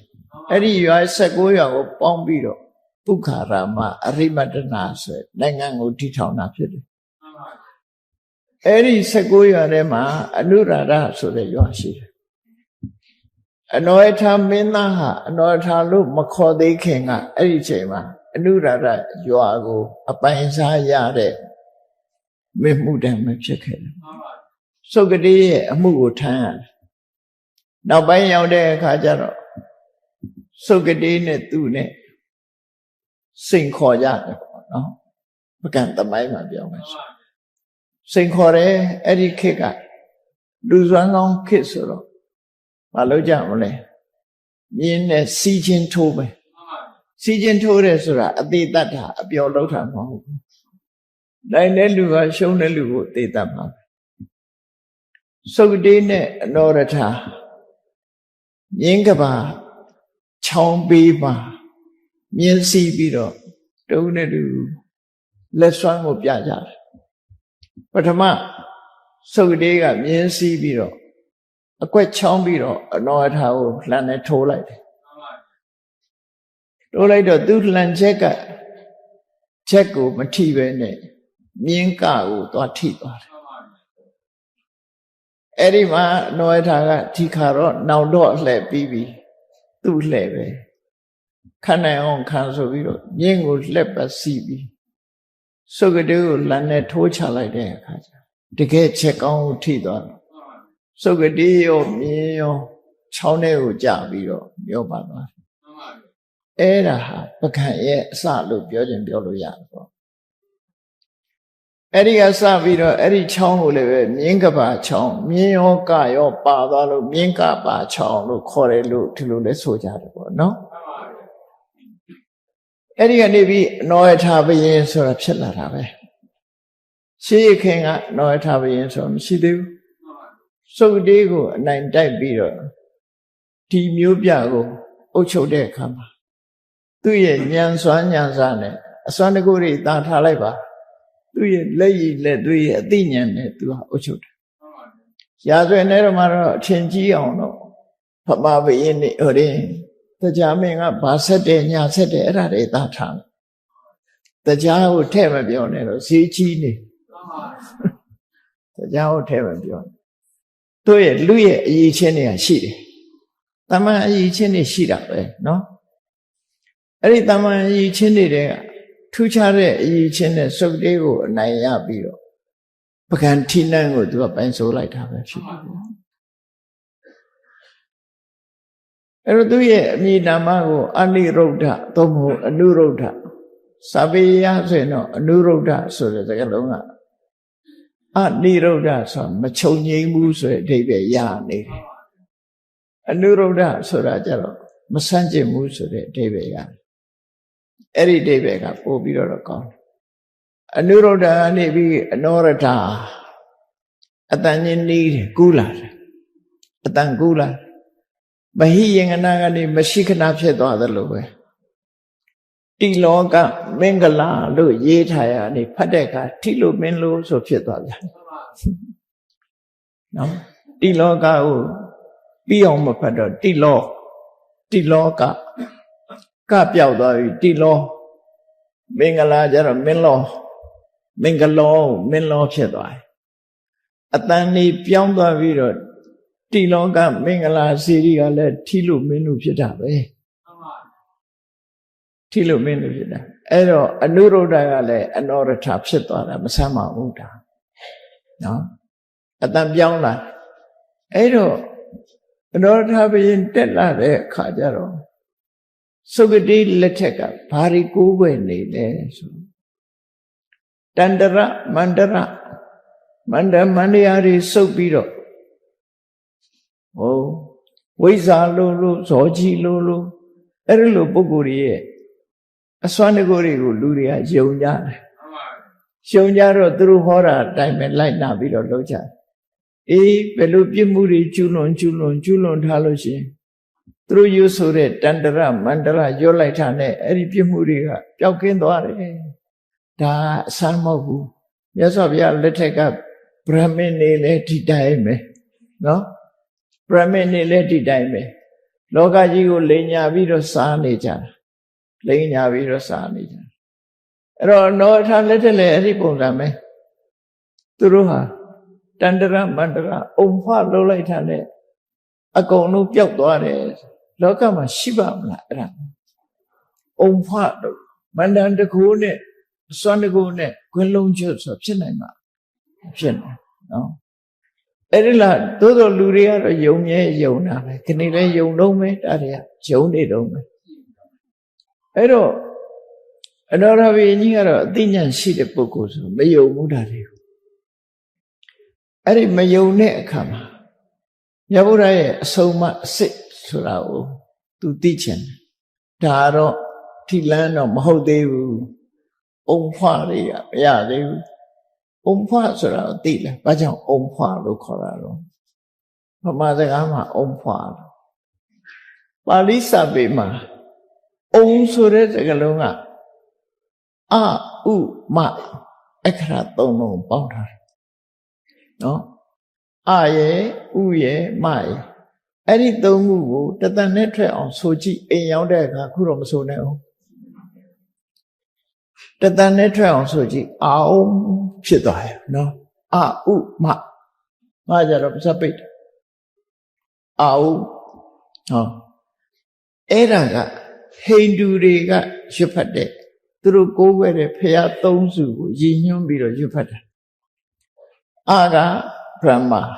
ဥကဗိရှနုမကတိဝရှိပံအဲ့ဒီသုံးခုကိုရည်စူးပြီးအုံလို့ရွတ်တာဘုရားဘာသာနဲ့မဆိုင်ဘူးဒါသွားရွတ်ဆက်မလို့အုံဆိုပြီးတော့မန္တနေရွတ်တဲ့အခါမှာရှေ့ကထားပြီးတော့ရွတ်ဒီဘက်မှာအုံမနိပတမေဟုံဆိုတာရှိတယ်လို့အဲ့ဒီအုံခံပြီးတော့နောက်ကဖွာဆိုတာတကယ်ကတော့ဖွာမဟုတ်ဘူးမန္တန်ရွတ်ပြီးတဲ့အခါမှာကလေးလေးတွေမတော်တဆနာသွားရင်လူကြီးတွေကဘာလုပ်ကြလဲပုတ်ပေးပြီးတော့ဖွာလောက်ကြဒီရက်တော့ပြောတော့ဘူးဘုန်းလို့စီတော့အဲ့လိုကလေးလေးပုတ်ပြီးဟဲ့ဖွာကျဉ်တ်သွားအမှန်ဖွာလှုပ်လို့ပြတ်သွားမဟုတ်သူအချိန်တန်လို့ပျောက်သွားနော်လူကြီးကနေပုတ်ပေးပြီးတော့ဟဲ့ဖွာလှုပ်လိုက်ရင်ပျောက်သွားအဲ့ဒါလိုပဲပါဠိစာပေမှာဖုဓမ္မကမန္တန်လို့ဆိုတာရှိတယ်မန္တန်ရွတ်ပြီးတဲ့အခါမှာဖူးဆိုပြီးတော့မှုတ်လိုက်ရတယ်နော်အဲ့ဒီဖုဓမ္မကမန္တန်ကနေဖုကနေဖွာဖြစ်သွားတာအုံဖွာဆိုလားအုံကအစဖွာကအဆုံးပဲအုံလို့ရွတ်ပြီးတော့နောက်ကဖူးလို့မှုတ်လိုက်တယ်အဲ့ဒီကနေကူးဆက်လာနောက်တစ်ခုကူးဆက်ပုံပြောအောင်မယ်မန္တန်နေလေးလာလိုက်စားတဲ့ပုဂ္ဂိုလ်တွေတွေ့ဘူးကြလိမ့်မယ်မန္တန်နေရွတ်ပြီးနောက်ပိုင်းမှာဆွာဟာဆိုတဲ့စကားလုံးကိုဆက်ရွတ်တယ်နောက်ဆုံးဆွာဟာဆိုတာကောင်းကျိုးချမ်းသာနဲ့ပြည့်စုံပါစေကောင်းကျိုးချမ်းသာဖြစ်ပါစေလို့အဓိပ္ပာယ်ရှိဗမာတွေကတော့အဲ့ဒီအဓိပ္ပာယ်မသိဘဲနဲ့မန္တန်ကျက်ပြီးရွတ်တဲ့ကသွားဟာဆိုမောင်းချတာဖြစ်သွားဆွာဟာကနေသွားဟာဖြစ်သွားတယ်သွားဟာဆိုမောင်းတော်တာဖြစ်သွားရောကောင်းကျိုးချမ်းသာတွေမလာနဲ့ပြေးတော့ဆိုတဲ့အဓိပ္ပာယ်ဖြစ်လွယ်တိလွယ်ချော်တွေဖြစ်နေတာကိုပြောပြတာဘာမသိညာမသိနဲ့ရှောက်မရွတ်ကြနဲ့ဘာမသိညာမသိနဲ့ရှောက်မရွတ်နဲ့ပြိတ္တိပဲရွတ်ဘုရားဟောတဲ့ဟာမှအစစ်မှန်ဖြစ်သေးနော်အဲ့ဒါလို့မမမကန်လေးနဲ့ပကံဒေသမှာဘုရားသာသနာအစစ်မရောက်ဖဲနဲ့မိမ့်နေတဲ့အချိန်လေးမှာတောရက်ထဲမှာလှည့်လှည့်သွားတဲ့မုတ်ဆိုးတယောက်ကတထုံကကြွလာတဲ့ရဟန်းတော်လေးတစ်ပါးကိုနန်းတော်ပင့်လာပဲရှင်ဓမ္မတတိဆိုတဲ့ကိုတော်လေးကြီးညိုစရာကောင်းတယ်ဟိုးတထုံကနေပြီးတော့ဒီဘက်ကိုကြွလာဘုရင်ကြီးစီပို့လိုက်ဘုရင်ကလူကဲခတ်ကောင်းတယ်ချိလိုက်တာနဲ့ပဲဒီပုဂ္ဂိုလ်ဟာသူတော်ကောင်းပဲမြတ်စွာဘုရားရဲ့အဆုံးအမတွေကိုဟောပြောနိုင်မှာပဲဆိုသူသိကျင်တာတွေမေးတယ်မေးတဲ့အခါမှာဖြေပြနောက်ဆုံးမှသူ့ကိုဘုရားဟောတဲ့တရားတစ်ပုဒ်ခေါ်ပါဆိုတော့သူကဟောလိုက်တယ်အပမတောအပဒပဒံပမတောမစ္ဆုနောပဒံအပမတ္တနမယန္တိယေပမတ္တယထာမတမမေ့မလျောနေတဲ့ပုဂ္ဂိုလ်ဟာနိဗ္ဗာန်ရကြောင်းအပမရဆိုတဲ့မမေ့မလျောနေတဲ့တတိဟာနိဗ္ဗာန်ရကြောင်းတရားဖြစ်တယ်ပမတောမစ္ဆုတောမေ့လျောရင်မှုနေတဲ့ပုဂ္ဂိုလ်ဟာအဖန်တလဲလဲသိရခြင်းအကြောင်းပဲဖြစ်တယ်အပမတ္တနမယန္တိမမေ့မလျောကျင့်ပြန်ကြိုးကို အထုတ်တဲ့ပုဂ္ဂိုလ်တွေကနိဗ္ဗာန်ရောက်ပြီးဘယ်တော့မှမသိရတော့ဘူးရှေးပမတ္တယထာယတာမေ့လျော့တဲ့ပုဂ္ဂိုလ်တွေကတော့ဘာမှမထူးလူသေးနဲ့အလားသဏ္ဍာန်တူတယ်အဲ့တော့ကိုယ့်ရဲ့ဘဝမေ့လျော့ပြီးတော့မနေရဘူးကဲမေ့လျော့တယ်ဆိုတာကိုကတမန်အဖြစ်စဉ်းစားရင်ငါတို့မမေ့ပါဘူးအိမ်ပြန်ရင်ထမင်းစားရအောင်မှာထမင်းချက်ရအောင်မှာမမေ့ဘူးလို့အဲ့ဒါမျိုးပြောတာမဟုတ်ဘူးခုနပြောတာလို့ငါတရားဝဲပြန်လို့ရှိရင်တရားဝဲသွားတော့ကယုတ်တိမရှိတော့ဘူးအခုကကော်ပီနဲ့ပြန်လာတယ်ဆိုအဲ့ဒါလို့သိရင်တော့မမေ့ဘူးလို့ခေါ်တယ်မနေ့ကယုတ်တိငါမှမရှိတော့ဘူးဒီကနေ့ယုတ်တိကအတိတ်တိအခုပြောနေတဲ့ယုတ်လေးကလည်းပဲအဟောင်းဖြစ်သွားပြီအကြရင်ပြောင်းလဲသွားပြီထာဝရမြည်ရည်ကြီးကစီးနေတယ်လို့ဒုက္ခနာကုမှာရှိတဲ့ယုတ်တိနန္တွေကလည်းပြောင်းလဲနေတာပါလားလို့သိလိုက်တာမမေ့တာလို့ခေါ်တယ်ကုသိုလ်ကောင်းမှုလုပ်ဖို့မမေ့ဘူးဒါနကောင်းမှုသီလစောင့်တည်ဖို့ကမ္မဋ္ဌာန်းဘာဝနာပွားဖို့မမေ့ဘူးဆိုမှမမေ့တာလို့ခေါ်တယ်အဲ့ဒီလိုမမေ့မှနိဗ္ဗာန်ရောက်ကြောင်းတရားဖြစ်တယ်မေ့နေလို့ရှိရင်နိဗ္ဗာန်ရောက်ဖို့မဖြစ်နိုင်ဘူးတန်တရားထဲမှာပဲအဖတ်တလဲနဲ့သိရတဲ့အနေထားမျိုးရောက်တယ်အဲ့ဒါလေးကိုဟောလိုက်တော့အနောရဘုရင်ကြီးကသဘောကျပါဓမ္မတရားအစစ်ဆိုပြီးတော့သူနဲ့လက်တွဲပြီးသာသနာပြုဖို့ဒီပုဂ္ဂိုလ်လေးကိုဖိတ်တယ်နောက်တော့မြတ်စွာဘုရားဟောတဲ့တရားတော်တွေဘယ်မှာရှိသလဲဆိုဘလောက်ရှိသလဲရှင်းပြတယ်မြတ်စွာဘုရားဟောတဲ့တရားတော်တွေဟာဝိနည်းက9ချမ်းရှိတယ်သုတ်တန်နိကေ9ရက်ရှိတယ်ပိဋက3ပုံရှိတယ်သုတ်ဝိနည်းပြီးဓမ္မနိကေ9ပြဓမ္မခန္ဓာပေါင်း8400ရှိတယ်အဲ့ဒါတွေဘယ်မှာရနိုင်လို့ဆိုတထုံမှာရှိတယ်နော်တထုံမှာရှိတယ်ဆိုတထုံသွားတောင်းတထုံကနေပြီးတော့ပိဋကတိအစုံ30ကျော်ရှိတယ်အဲ့ဒီကနေပြီးတော့ပိဋကတော်ရီရောစာပေကျမ်းတတ်စွမ်းတဲ့ပုဂ္ဂိုလ်တွေရောပကံကိုပင့်လာခဲ့တာအဲ့ဒီမှာ2ဝါဒရှိတယ်အနောရဘုရင်ကသွားပြီးတော့စစ်တိုက်ပြီးတော့အနိုင်ကျင့်ယူခဲ့တယ်ဆိုတာလည်းရှိသို့တော့ဆရာကြီးနိုင်ပန်းလာကအဲ့ဒီဟာကိုသူမယုံကြည်ဘူးတဲ့နော်မယုံကြည်ဘူးအဲ့ဒါလို့နိုင်ကျင့်ပြီးတော့ယူတာမဟုတ်ဘူးအဲ့ဒီအချိန်မှာမနုဟာဘုရင်ကြီးကအင်အားနည်းနေတဲ့အချိန်ဂျွန်းစစ်တီတွေကမကြာခဏလာတိုက်လို့အင်အားနည်းနေဒါကြောင့်မို့အနောထာစီရင်ကလည်းစစ်ကူတောင်းမှုတယ်တထုံသာသနာဟာဂျွန်းစစ်တီတွေဟိန္ဒူဝါဒကြီးစိုးနေတဲ့ဂျွန်းစစ်တီတွေဟာမကြာခဏဝင်းဝင်တိုက်သည့်အတွက်ကြောင့်တထုံမှာရှိတဲ့ဗုဒ္ဓသာသနာဟာစိုးရိမ်ကြဖြစ်နေဒါကြောင့်မို့ပကံရွှေ့တာကောင်းတယ်ဆိုပြီးတော့ဘာကြောင့်တော့သူကအကြောင်းပြထားတယ်မနုဟာဖယားနားမှာနံဖယားဆိုတာရှိတယ်တဲ့ဘုန်းကြီးတော့သိချာမသိဘူးနံဖယားဆိုတာမနုဟာဘုရင်ကြီးကိုတည်တည်ချာချာနန်းတော်နဲ့ဆောက်ပြီးတော့ပြုစုထားအဲ့တော့မနုဟာဘုရင်ကိုနိုင်ကျင့်ပြီးတော့ပိဋကသုံးပုံယူရဲဆိုတာသူကလက်မခံအဲ့ဒါကိုဆောင်းမဖတ်ရတယ်နော်ဒါတော့သမိုင်းဆိုတာကတော့အဲ့ဒီခေတ်ကမိခဲ့တဲ့လူတွေပဲသိမှာပေါ့နော်ဖြစ်နိုင်တာတွေကတော့ဖြစ်နိုင်အဲ့ဒါလို့တထုံကပိဋကတေကုံယူလာတဲ့စတ္တပိဋကပုဂ္ဂိုလ်တွေယူလာပြီးတော့သာသနာတော်ကိုအနောထဘုရင်ကြီးချီးမြှောက်လိုက်တာပကံတိသားပရိယတိစာပေတကျွမ်းတဲ့ပုဂ္ဂိုလ်တွေနဲ့လွှမ်းသွားတယ်ဘလောက်ထိအောင်လွှမ်းသွားတော့ဆိုရင်ပါဠိစာပေမှာတီဟိုဘုန်းကြီးတွေကလက်ဖြားခလောက်အောင်ပါဠိအရေးသားကျမ်းတွေပေါ်ထွက်ခဲ့တယ်ကာရိကာဆိုတဲ့ခါထာတွေနဲ့ရေးတဲ့တရာကျမ်းတရဏိတိလို့ခေါ်တဲ့သုတ္တမာလာပဋ္ဌာမာလာဓာတုမာလာဆိုပြီးအခန်း3ခန်းနဲ့ကျမ်းကြီးအကြီးပဲရေးထားတယ်ကျမ်းတစ်ကျမ်းကို3ပိုင်းပိုင်းနဲ့တရဏိတိဆိုတဲ့တရာကျမ်းကြီးဟာစာမျက်နှာ300ပတ်ဝန်းကျင်ရှိတယ်အားလုံးစာမျက်နှာ900လောက်ရှိတဲ့ကျမ်းကြီးပေါ့နော်တိုးခွဲပြီးတော့ရိုက်ထားတယ်အဲ့ဒါပကံတိတမှာအနောထမင်းကြီးစတင်ပြီးတော့လှုပ်လိုက်တဲ့သာသနာဘယ်တိုင်းထာထိရောက်သွားတော့ဆိုပါဠိစာပေတွေ ပကံဒေတာကြီးတစ်ခုလုံးဘုရားရဲ့တရားတော်တွေလွှမ်းမွေးသွားရမြတ်မကဒီကနေ့မြန်မာနိုင်ငံပရိယတ္တိသာသနာတည်ချနေတာအတော်ထာမင်းကြီးနဲ့ရှင်ရဟန်းတို့ရဲ့ခြေဆုလို့ဒီလိုမှတ်ရနော်အဲ့တော့တိုးတက်ခြင်းဆုပ်ယုပ်ခြင်းဆိုတာတော့လောကရဲ့သဘာဝပဲတိုးတက်တဲ့အခါတိုးတက်မယ်ဆုပ်ယုပ်တဲ့အခါဆုပ်ယုပ်မယ်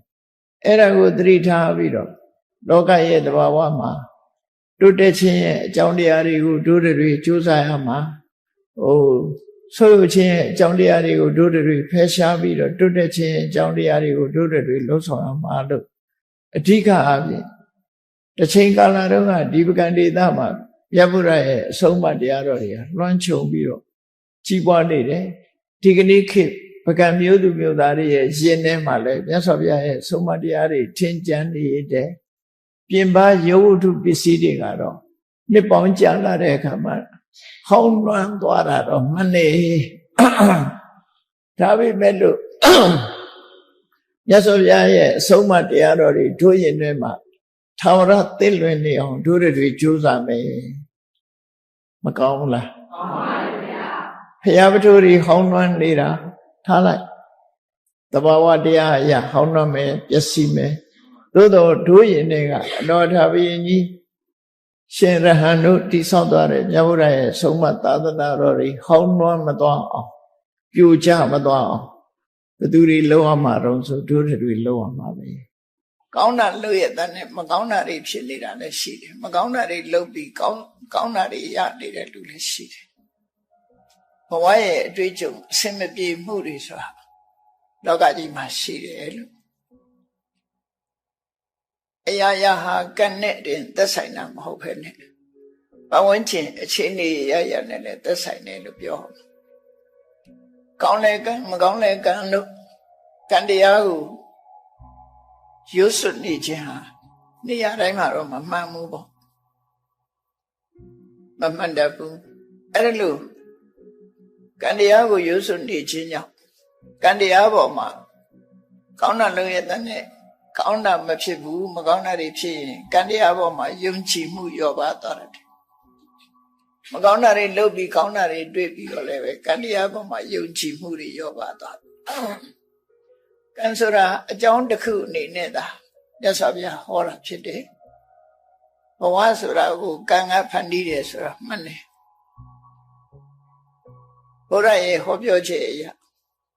ဘဝတစ်ခုရလာတာဟာအခြေခံအကြောင်းတရားကတော့ကံပဲဖြစ်တယ်သို့တော့ကံတစ်ခုတည်းလားလို့ဆိုတော့မဟုတ်ဘူးကံနဲ့တွဲဖက်ပြီးတော့ကိလေသာတွေကဘဝတစ်ခုကိုဥဆောင်ဖန်တီးသွားတာပဲဖြစ်တယ်ကိလေသာတွေရဲ့ဥဆောင်မှုဘဝတစ်ခုရလာဖို့ကြည့်ရမယ်ဆိုလို့ရှိရင်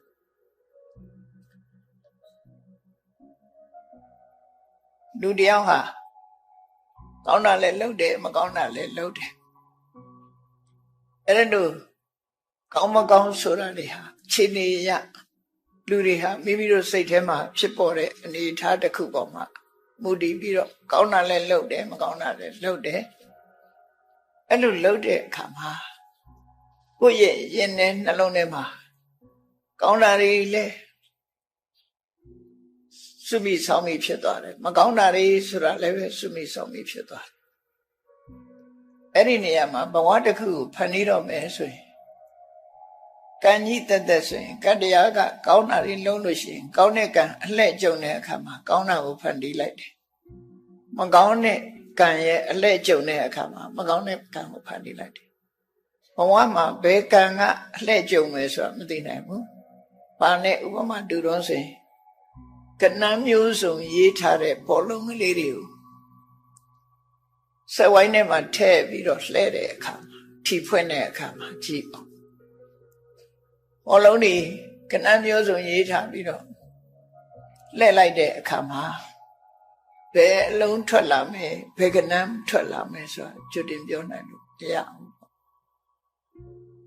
အခွင့်သာတဲ့အလုံးကထွက်လာတာအဲ့ဒီထွက်လာတဲ့အလုံးမှာပါတဲ့ကဏ္ဍကိုကောက်ချိတ်လိုက်ပြီးနောက်တစ်လုံးထပ်လဲနောက်တစ်လုံးထပ်လဲပြီးအဲ့ဒီကဏ္ဍနေနဲ့သွားပြီးတော့တိုက်ဆိုင်တဲ့အခါထိပေါက်တယ်လို့ပြောကြတယ်အဲ့ဒါလိုပဲလူတွေမှာ ကဏ္ဍမျိုးစုံရှိတယ်လို့ပဲကောင်းတာတွေလည်းလုပ်တယ်မကောင်းတာတွေလည်းလုပ်တယ်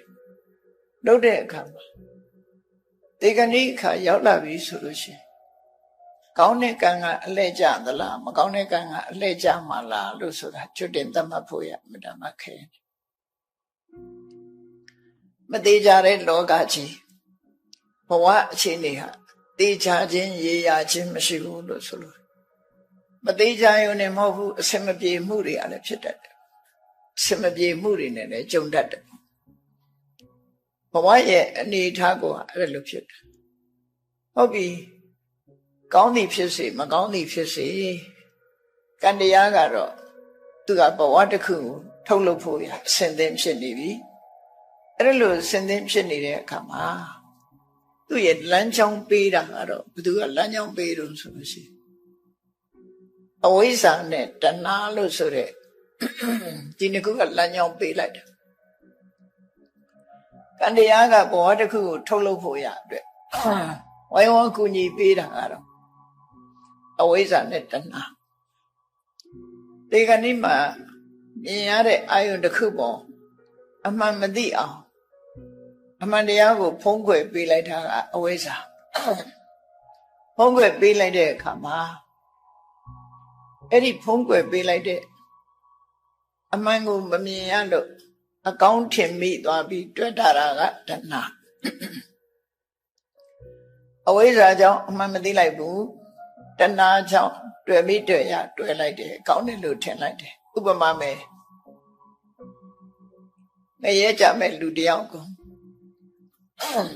ဒီကနေ့အချိန်မှာမိတော့ကြီးတွေကိုမြင်နေတယ်မိတော့ကြီးတွေကိုသူ့ရဲ့စိတ်ထဲမှာရွှေတောင်ကြီးကိုနေအောင်ဟတ်နေတယ်လို့ထင်ရွှေတောင်ကြီးတော့တွေ့ပြီလို့စိတ်ထဲမှာအောင်းမိတယ်တကယ်ကတော့မိတော့ကြီးကိုမြင်ရွှေတောင်ကြီးတွေ့ပြီလို့ဆိုတဲ့အခါလူတွေရဲ့စိတ်သဘာဝအရာရွှေဆိုတော့လိုချင်တာပေါ့လိုချင်တဲ့စိတ်ကဝင်လာတယ်အဲ့ဒီအချိန်မှာကံကနေတွန်းချလိုက်တဲ့အခါမှာရွှေတောင်ဆိုတဲ့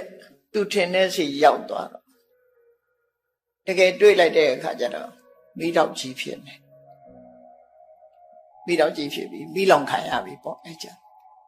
နောက်ဆုံးလို့မရတော့ဘူးမိတော့ကြီးဖြစ်ပြီးရွှေတောင်လို့ထင်ပြီးတော့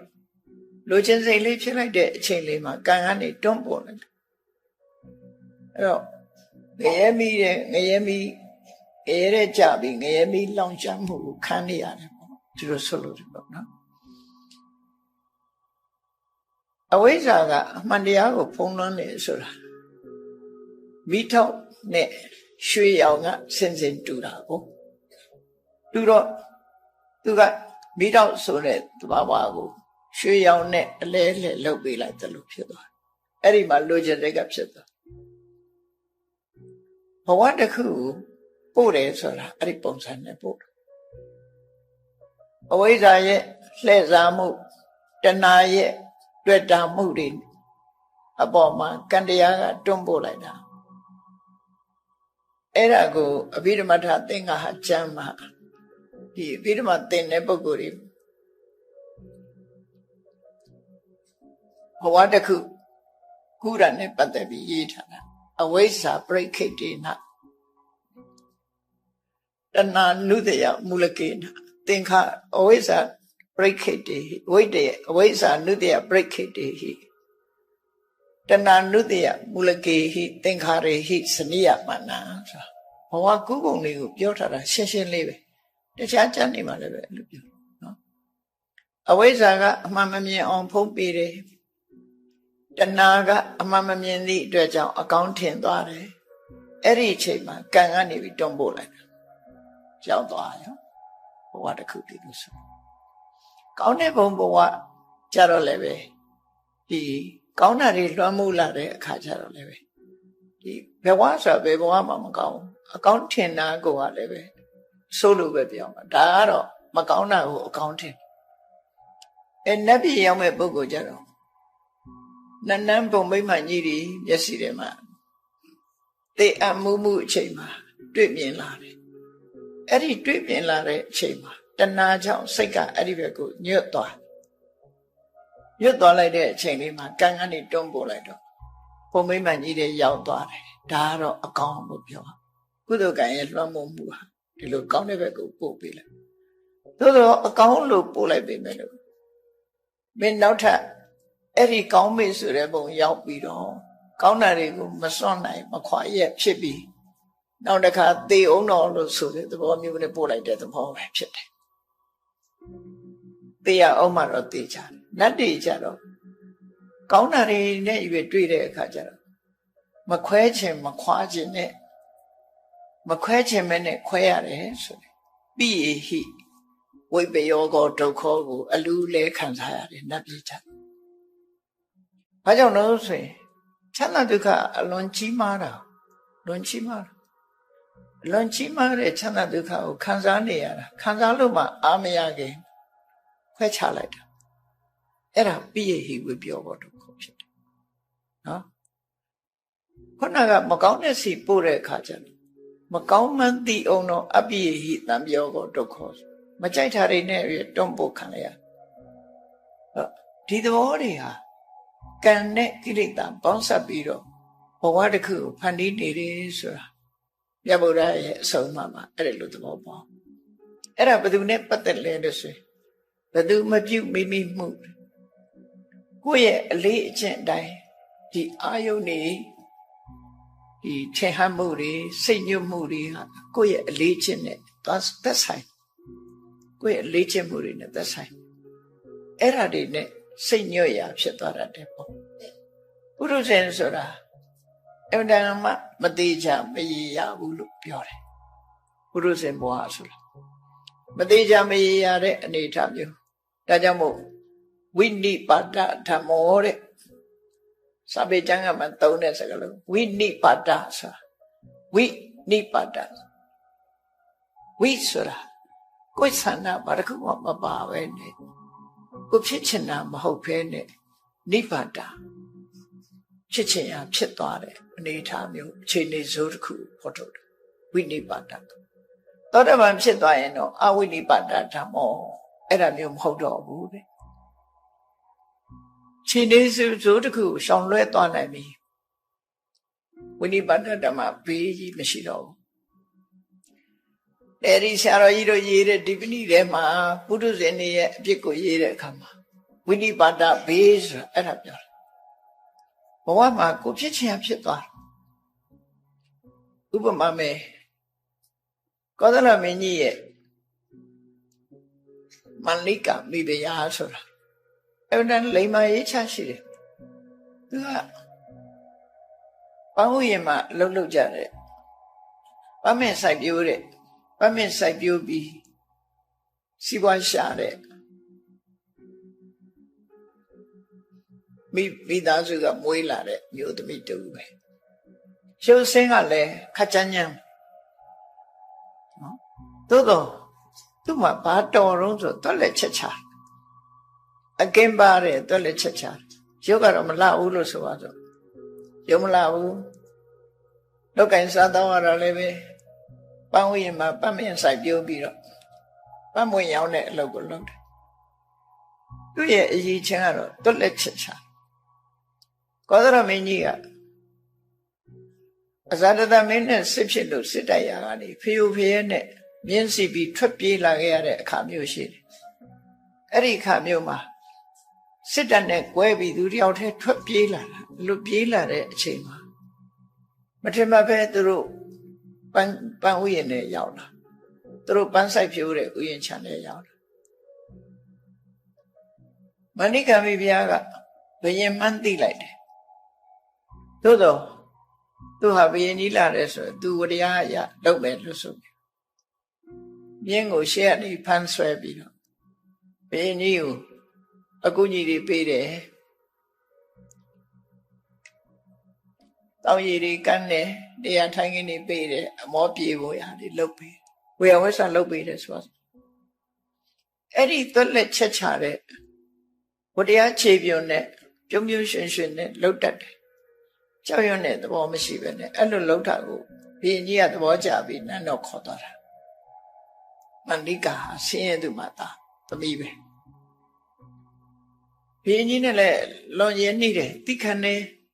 ဘုရင်ကြီးအမားတွေကိုလည်းရှောက်ရဲတယ်သူကပြောရဲတယ်ကြောက်ကရဲ့အိမ်မက်16မျိုးမဲ့တုံးကဝါသရမင်းကြီးဟာပုံနာတွေရရချေဖို့ပြောတဲ့နီလန်းနေနဲ့တကယ်လုံးတော့မလို့ကိုယ့်ရဲ့အသက်အန္တရာယ်ဖြစ်ပြီဆိုကြောက်တော့ပေါ့ကြောက်တော့ရရချေမယ်တရားတွေကိုတတ်ပြီးရစ်ပူစောပြီးရရချေဖို့လုပ်တယ်အဲ့ဒီခေတ်ကအယူသီးမှုတွေပေါ့အဲ့ဒီမှာမန္လိကာကကဲ့တင်လိုက်တာပဲဖြစ်တယ်ရသော်ဘုရားကိုမေးပါဘုရားနဲ့တလောက်ရင်းနှီးနေတာဘာဖြစ်လို့ပုံနာတွေမေးတယ်လဲဘုရင်ကြီးကိုမရအရဘုရားစီပို့ရသော်ဘုရားနဲ့တွေ့တဲ့အခါပြီးတော့ရသော်ဘုရားဒီအိမ်မက်တွေဟာတဲ့ဥပ္ပနမိတ်အနေနဲ့မက်ပေမယ်လို့တင်မင်းကြီးရဲ့လက်ထက်မှာမဖြစ်ဘူးနော်ဖြစ်လာနိုင်တဲ့အနေအထားတွေကိုကျွတ်တင်မဲ့ချင်းသာဖြစ်တယ်ဆိုတာတစ်ခုချင်းတစ်ခုချင်းရှင်းပြလိုက်တော့သူရရချေတဲ့လုပ်ငန်းကြီးကိုဆွန့်လွတ်လိုက်တယ်တရားတွေများစွာတပ်ပြီးရရချေမဲ့အလုပ်ကိုဆွန့်လွတ်လိုက် sacrifice လို့ခေါ်တာတတ်ရဲ့ခဏထိကြမ်းနေသေးတယ်အဲ့ကောင်လေးတပ်ပြီးရစ်ပူစော်တယ်ဆိုဖြစ်တယ်အဲ့ဒါတွေနဲ့လုံနေပူစော်တယ်ဆိုတဲ့အလုပ်ကိုလုပ်တယ်အဲ့ဒါလို့ပြီးတော့ကောသရမင်းကြီးဟာပြည်သူပြည်သားတွေနဲ့ပြိုင်ပြီးတော့အလှကြီးပေးတဲ့အခါမှာဘုရင်ကြီးအနိုင်ရအောင်အကြံကောင်းဉာဏ်ကောင်းတွေကိုပေးတာမဏိကမေဘုရားပဲဖြစ်တယ်အသရိတအလှကြီးကိုပြည်သူတွေတုံ့ပြန်ပြီးတော့မရှင်နိုင်လောက်အောင်ဘုရင်မှာရှိတဲ့စင်နေမြင်းနေစင်နေနဲ့ဘုရင်တွေသာသုံးနိုင်တဲ့ပစ္စည်းတွေကိုသုံးပြုပြီးတော့အလှပွဲကြီးကိုကျင်းပလိုက်တာပြည်သူတွေကရှုံးပေးသွားတယ်ဒါလည်းစီစဉ်တာသူတို့ဆိုရင်မလိကမေဘုရားအဲ့ဒါလို့လိမ္မာပတ်တ်တဲ့မေဘုရားကြီးဟာ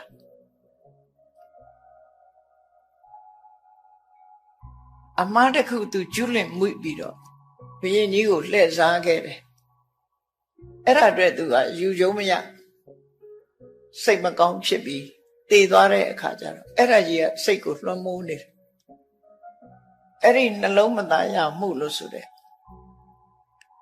သူကသူအရှက်ရတဲ့အလုပ်ကိစ္စကြီးတစ်ခုကိုသူလုံးမိတာအကြောင်းမို့လို့နောင်တကြီးစွာရပြီးအဲ့ဒီစိတ်နဲ့ပဲတည်ဆုံးသွားတဲ့အခါမှာစိတ်နှလုံးကဒီမရွှင်လန်းမနဲ့တည်သွားတဲ့အခါမှာအဝိဇ္ဇငရဲကျသွားသေးတယ်သို့တော့သူလုပ်တဲ့အကုသိုလ်ဟာပရိသေကျိုးပေးဖို့အခွင့်သားသွားပေမဲ့လို့သူ့ရဲ့အရှိန်ဝါကသိပ်ပြီးတော့မကြည့်ဘူးကောင်းတာတွေလှုပ်ထားတဲ့အရှိန်ဝါတွေကအများကြီးဒါကြောင့်မို့ကုသိုလ်ကံတွေကနောက်ကျသွားသည့်အတွက်ကြောင့်အဲ့ဒီအကုသိုလ်ရဲ့လွှမ်းမိုးမှုကြောင့်သူဝိဇ္ဇငရဲကျသွားသို့တော့လူအသက်လူအရေးအတွက်နဲ့တွက်လိုက်ရင်တစ်ပတ်ဖယ်ကြတယ်တပတ်လည်းပြည့်ရောကံဆိုတာအရှိန်ကုန်သွားရင်သူ့လုပ်ငန်းပြီးသွားတာပဲလေသူအရှိန်ကုန်သွားတာနဲ့တပြိုင်တည်းကုသိုလ်ကံတွေကအခွင့်ရလာပြီအခွင့်ရလာပြီးဆွတ်တင်သွားတယ်တောရိတန္တပြည့်ရောက်သွားတယ်ဆိုနော်အဲ့တော့ဘဝတစ်ခုအခုလို့စုံကြီးဆန်းကြီးဖြစ်နေတာအစဉ်ပြေတာရှိသလိုအစဉ်မပြေတာတွေလည်းရှိတယ်ဘဝမှာဘယ်သူမှသာဝရအစဉ်ပြေနေတာလို့မရှိဘူးမြတ်စွာဘုရားတောင်မှအစဉ်မပြေတဲ့အခါရှိစွန့်မစားရတဲ့အခါရှိတယ်မကောင်းတဲ့အစားအစာတွေနဲ့မြတ်တာနေရတဲ့အခါမျိုးရှိတယ်လူတို့ရဲ့ကြီးညိုလေးစားမှုကြိုးဆိုမှုကိုခံရတဲ့အခါရှိသလိုကြုံတဲ့လူတွေရဲ့ဆဲရေးတိုင်းထွာမှုချင်းချောက်ခံရမှုဆိုတာတွေလည်းပဲကြုံရတာမြတ်စွာဘုရားကိုယ်တိုင်ကိုပဲအစင်မပြေမှုတွေနဲ့ဘဝမှာကြုံတွေ့ရအဲ့ဒီအစင်မပြေမှုတွေဟာဘဝကပေးတဲ့ဖန်တီးတဲ့ဒုက္ခတွေသာဖြစ်လို့ဘာနဲ့ဖြတ်ကျော်တော့ဆိုတိခဏချင်းခွင့်လွှတ်ခြင်းနဲ့ပဲဖြတ်ကျော် တခါတော့ကမြတ်စွာဘုရားမိန့်ကြားခဲ့တဲ့စကားလေးဟာဘုန်းကြီးတို့တွေမှတ်သားပြီးတော့လိုက်နာစရာကောင်းတယ်အဟနာကောဝသင်္ကမေစပတောပဋိတံတရအတိဝါကျံတိတိခိတံဒုတ်တိလောဟိဘောဇနောဆိုတဲ့စကားငါဟာစစ်ပွဲဝင်တဲ့စစ်မျက်နှာရှေ့တန်းမှာဒီရှေ့တန်းကထွက်ပြီးတော့တိုက်ရတဲ့ဆင်မြောင်ကြီးလိုပဲစစ်ပွဲမှာရှေ့တန်းကနေပြီးတော့ထွက်ရတဲ့ဆင်မြောင်ကြီးလိုပဲစပတောပဋိတံတရဟောဒီကနေပြစ်လိုက်တဲ့မြားတံတွေ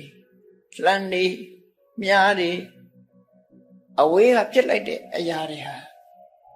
ဆင်ရဲ့ကိုယ်ပေါ်မှာလာကြတာတွေအများကြီးပဲ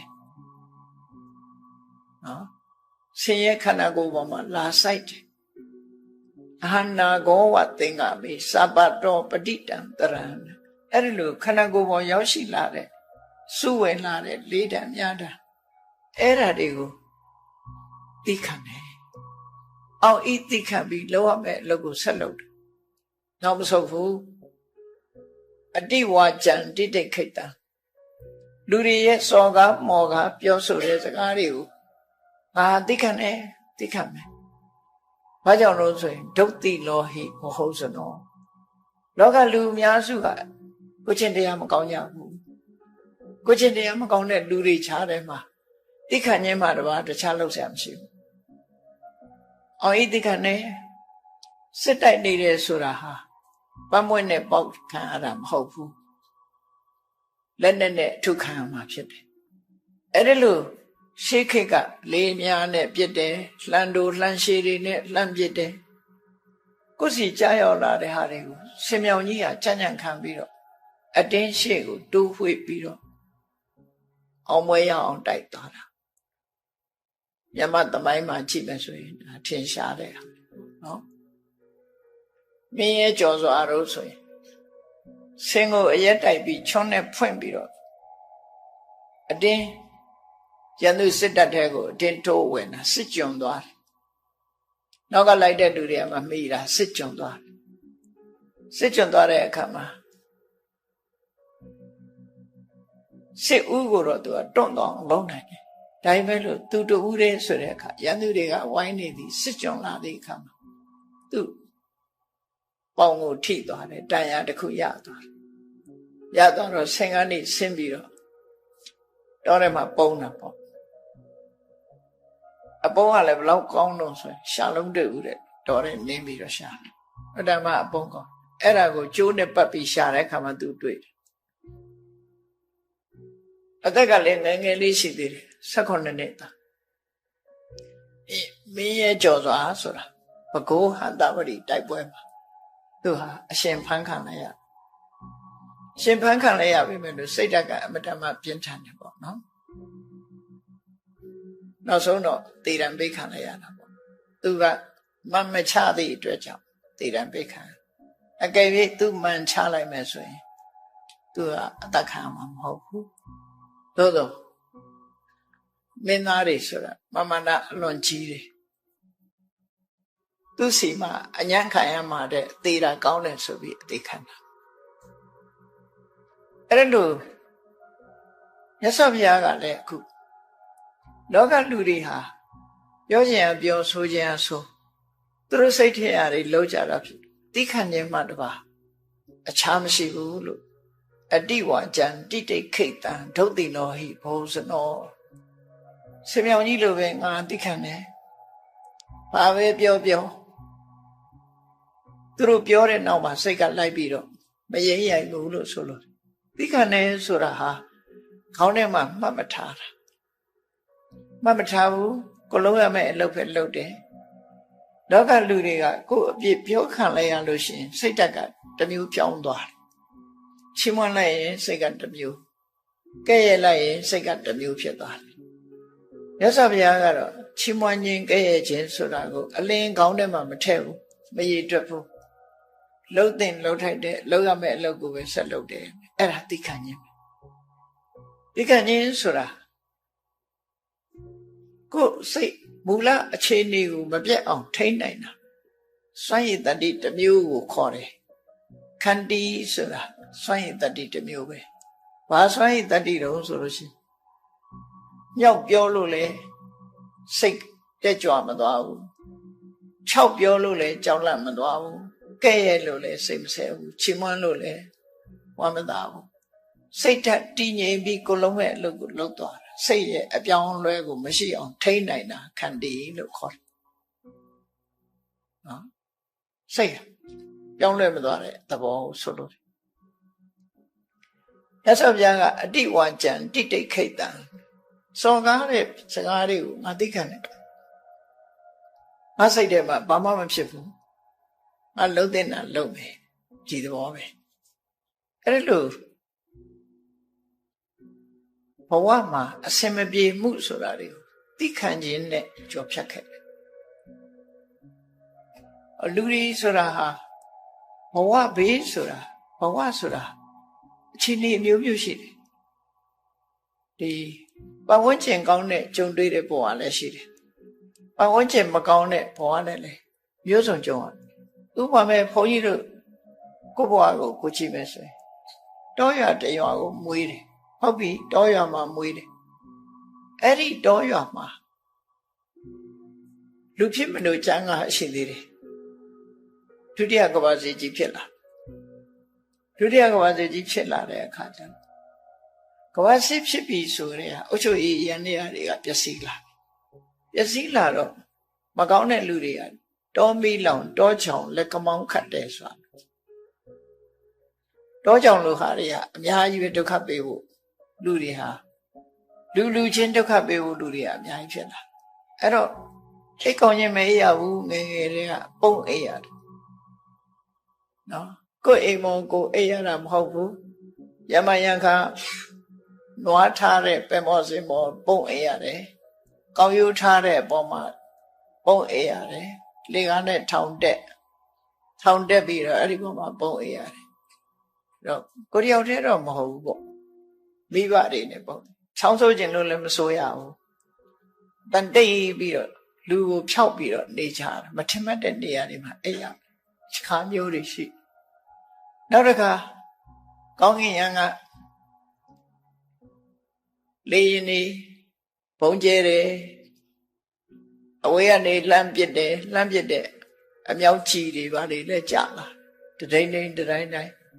အဲ့ဒီထဲမှာမီးလောင်လို့ပါသွားတာတွေလည်းရှိတယ်မြို့ထဲရွာထဲမှာမနေရတဲ့အခါတောထဲထွက်ပြီးတော့လုံုံမဲ့ထင်တဲ့နေရာပုံရရတာတောထဲမှာမွေမကြောက်ဖားမကြောက်အဲ့ဒီမှာတောထဲမှာပုံအိပ်ရတဲ့အခါမျိုးတွေလည်းရှိခဲ့တယ်အဲ့ဒါတွေကိုကံလို့ဆိုပြီးတော့ပြောလို့လည်းမရဘူးဘဝတစ်ခုရလာပြီဆိုရင်အဆင်ပြေတဲ့အခါရှိတယ်အဆင်မပြေတဲ့အခါရှိတယ်ကိုဖြစ်တဲ့အချိန်ကာလကကာလဝိပတ္တိလို့ဆိုရင်ကုသကံရှိအောင်တော့အကျိုးမပေးနိုင်ဘူးနော်ဒါကြောင့်ဩဃတဆိုတဲ့ထဲမှာဝိပတ္တိတရား၄ပါးလို့ဆုတောင်းကြတမ္ပတ္တိနဲ့ပြည့်စုံပြီးဝိပတ္တိတရား၄ပါးဝိပတ္တိတရား၄ပါးဆိုတာပျက်စီးမှုခြေနေမကောင်းတဲ့အခြေအနေ၄ရပ်ကိုဆိုကာလဝိပတ္တိခေမကောင်းတာជីវတိုးတက်ဖို့ခေမကောင်းဘူးစစ်ပြေးဒုက္ခဖြစ်နေရတယ်တခြားသဘာဝပေးရနေခံနေရတယ်အဲ့လိုအချိန်ခါမျိုးတွေဥပမာဒုတိယကမ္ဘာစစ်ဖြစ်တယ်ဆိုရင်ဒုတိယကမ္ဘာစစ်စစ်မီအတောက်ခံရတဲ့နေရာတွေဆိုလို့ရှိရင်ဘုံကျဲလို့ကိုနေရာကိုမနေနိုင်ဘူးဘုံကျဲတဲ့ထဲတည်တဲ့လူတည်ထွက်ပြေးတဲ့လူပြေးအဲ့ဒါလို့ကစင်ကလျာဖြစ်နေတဲ့အချိန်ကာလဝိပတ္တိလို့ခေါ်ကာလဝိပတ္တိအချိန်မှာကုသကံမကဲနိုင်ကုသကံရှိလဲအကျိုးမပေးဘူးကာလဝိပတ္တိဖြစ်အဲ့ဒီအချိန်မှာအကုသိုလ်တွေကတောမီးလောင်တော့တောကြောင်လက်ကမောင်းခတ်ဆိုတယ်အကုသိုလ်တွေကအကျိုးပေးလာတယ်မကောင်းတာတွေလည်းကြီးပဲတွေးရတယ်ချို့ကအဲ့လိုအချိန်ခေတ်ဆိုးကာလဆိုကြီးမှာအသက်ခံရတဲ့လူတွေရှိတယ်ဘဝဆုံးရှုံးသွားတဲ့လူတွေရှိတယ်အများကြီးပဲ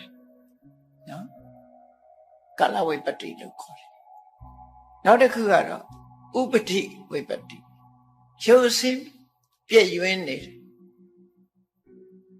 ရစီကန်းနေတယ်သို့မဟုတ်ခြေတော်ကျိုးနေတယ်ဘဝမှာမပြည့်မစုံတစ်ခုဖြစ်လာတယ်ဆိုဥပတိဝိပတ္တိသူဟာဘယင်းသားဖြစ်ပြီမဲ့လို့မျက်စိတစ်ဖက်ကန်းနေမင်းမဖြစ်တော့ ဒီလိုဆိုလိုတာပေါ့နော်လက်ကျိုးချီကျိုးဖြစ်နေလေသူ့ကိုဘယ်သူမှမမြောက်တော့ဘူးအဲ့ဒါဥပရိဝိပတ္တိဘယင်သားဖြစ်နေပြီမဲ့လို့ကံတရားကဘယင်ဖြစ်အောင်လုပ်မပေးနိုင်တော့ကုသကံလုပ်မပေးနိုင်တော့ဘူးဥပတိဝိပတ္တိရုပ်ဆင်းအင်္ဂါရဲ့ချိုးယွင်းပျက်စီးမှုအဲ့လိုဆိုဂတိဝိပတ္တိဆိုတာကြတော့မကောင်းတဲ့ဂတိကိုရောက်ဥပမာလောကမှာဖျားပွင့်နေတယ်ဖျားပွင့်နေတဲ့ချိန်မှာလူတယောက်ဟာဖျားနဲ့ဝေတရားတဲ့ဝေးတဲ့နေရာမှာရောက်နေတယ်အသိဉာဏ်ဘယ်လိုပဲရှိတရားသာမကြားရလို့သောတာပန်မဖြစ်နိုင်တဲ့လူတွေအများကြီးဖြစ်သွားတရားဓုမရတဲ့ပုဂ္ဂိုလ်တွေဖြစ်သွားဂတိဝိပတ္တိလို့ဆိုတဲ့တရိစ္ဆာန်ဘဝပြိတ္တာဘဝအတူတကယ်နာမရှိတဲ့နာချဖို့ရုပ်မရှိတဲ့အရုပပြမဘုံတို့ရောက်နေတယ်ဆိုရင်ဘုရားပွင့်ပြီးတရားဟောနေတာသူ့အတွက်တော့ဘာမှအကျိုးခံစားမှုမရဘူးအဲ့ဒါမျိုးကိုဂတိဝိပတ္တိလို့ခေါ်တယ်ဩဃတထဲမှာပါတဲ့ရပ်ဖြစ်၈ပါးဆိုဂတိဝိပတ္တိတွေဖြစ်ရပ်ဖြစ်၈ပါးရပ်ဖြစ်တဲ့အခြေအနေတစ်ခုဟာအခွင့်အရေးမသာတဲ့တရားဓုမရနိုင်တဲ့အသိဉာဏ်မဖြစ်နိုင်တဲ့ဘဝမျိုးတွေလို့ဆိုလို့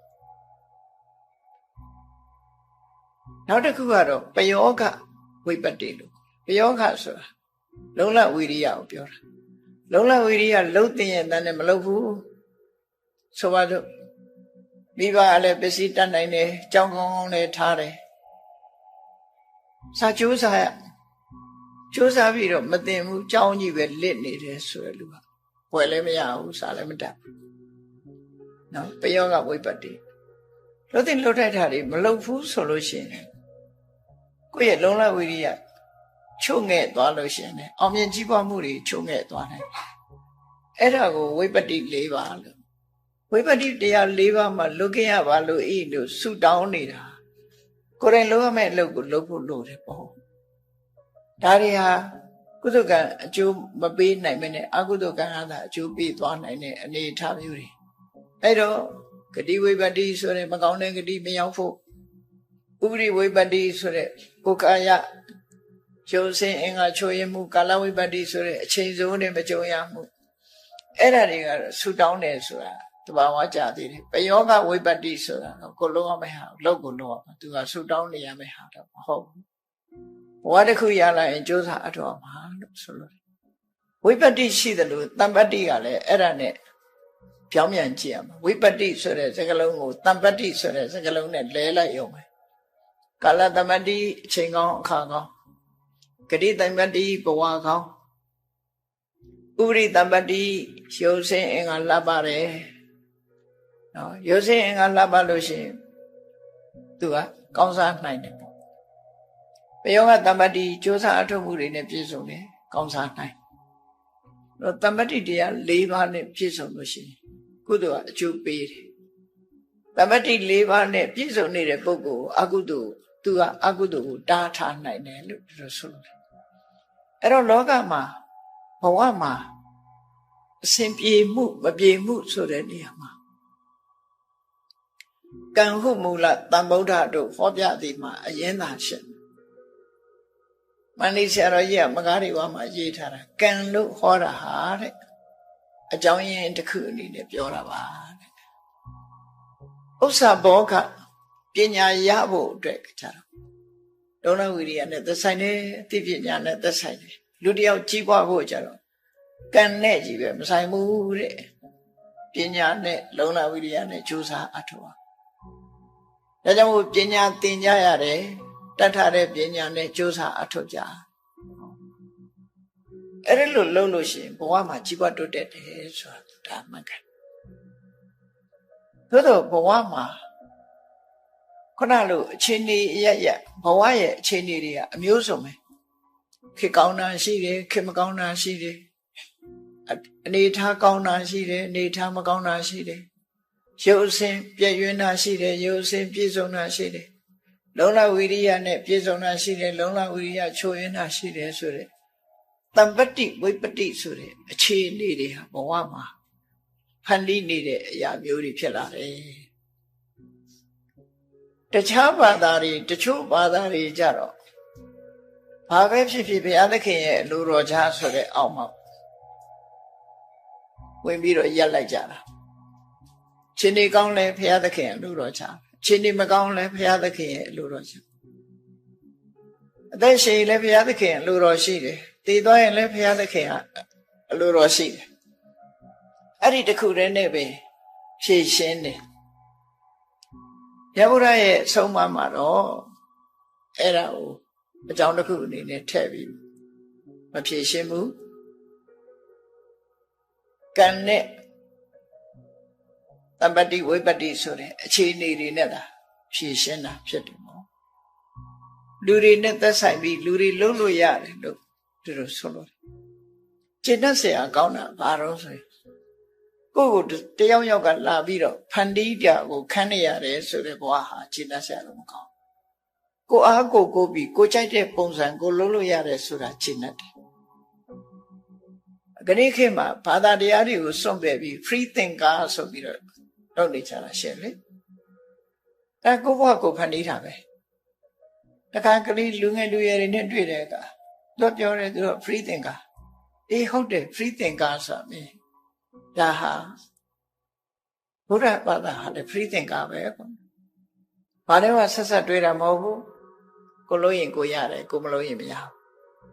ဘူးကိုနဲ့ပဲပတ်သက်တယ်တခြားအဟံဓာတ်တွေနဲ့ဆက်ဆက်ပြီးတွေးတာမရှိဘူးမြတ်စွာဘုရားရဲ့အဆုံးအမဆိုတာဟာလည်းပဲလှုပ်တဲ့လှုပ်ထိုက်တာနဲ့မလှုပ်တဲ့မလှုပ်ထိုက်တာဒီနှစ်ခုပဲပြောတာကျန်တဲ့ကိုလုံးအမှားတွေရှိပဲကိုအဲ့တော့ free thinker ဆိုတာတကယ်ပြောလိုက်မယ်ဆိုလို့ရှိရင်ဘုရားဘာသာတွေဟာ free thinker တွေပဲဘာကြောင့်လဲဆိုရင်God ဆိုတဲ့ creator ကြီးနဲ့ဆက်ဆက်ပြီးတော့ဘဝကိုတွေးတောတာမဟုတ်ဘူးကိုယ်အသိကိုယ်လုံလဝိရိယနဲ့လက်တွေ့အခြေအနေတစ်ခုနဲ့ဆက်ဆက်ပြီးတော့ကိုယ်ဘဝကိုဖန်တီးတာဖြစ်တယ်ဘုရားရဲ့အဆုံးအမကိုယူထားပြီးတော့ကိုယ့်ဘဝကိုဖန်တီးကြတာဖြစ်လို့ free thinker လို့ပြော free thinker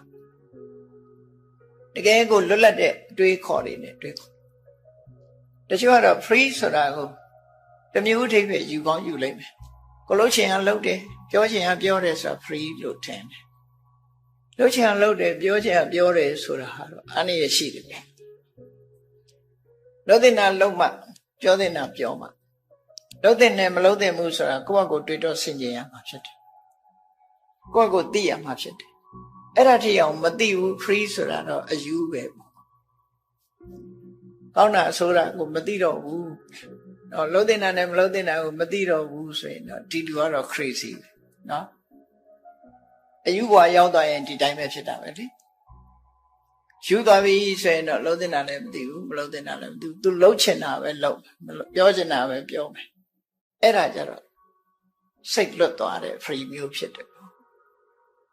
အဲ့လိုမဟုတ်ဘဲနဲ့ဖန်ဆင်းရှင်ဆိုတာတွေရဲ့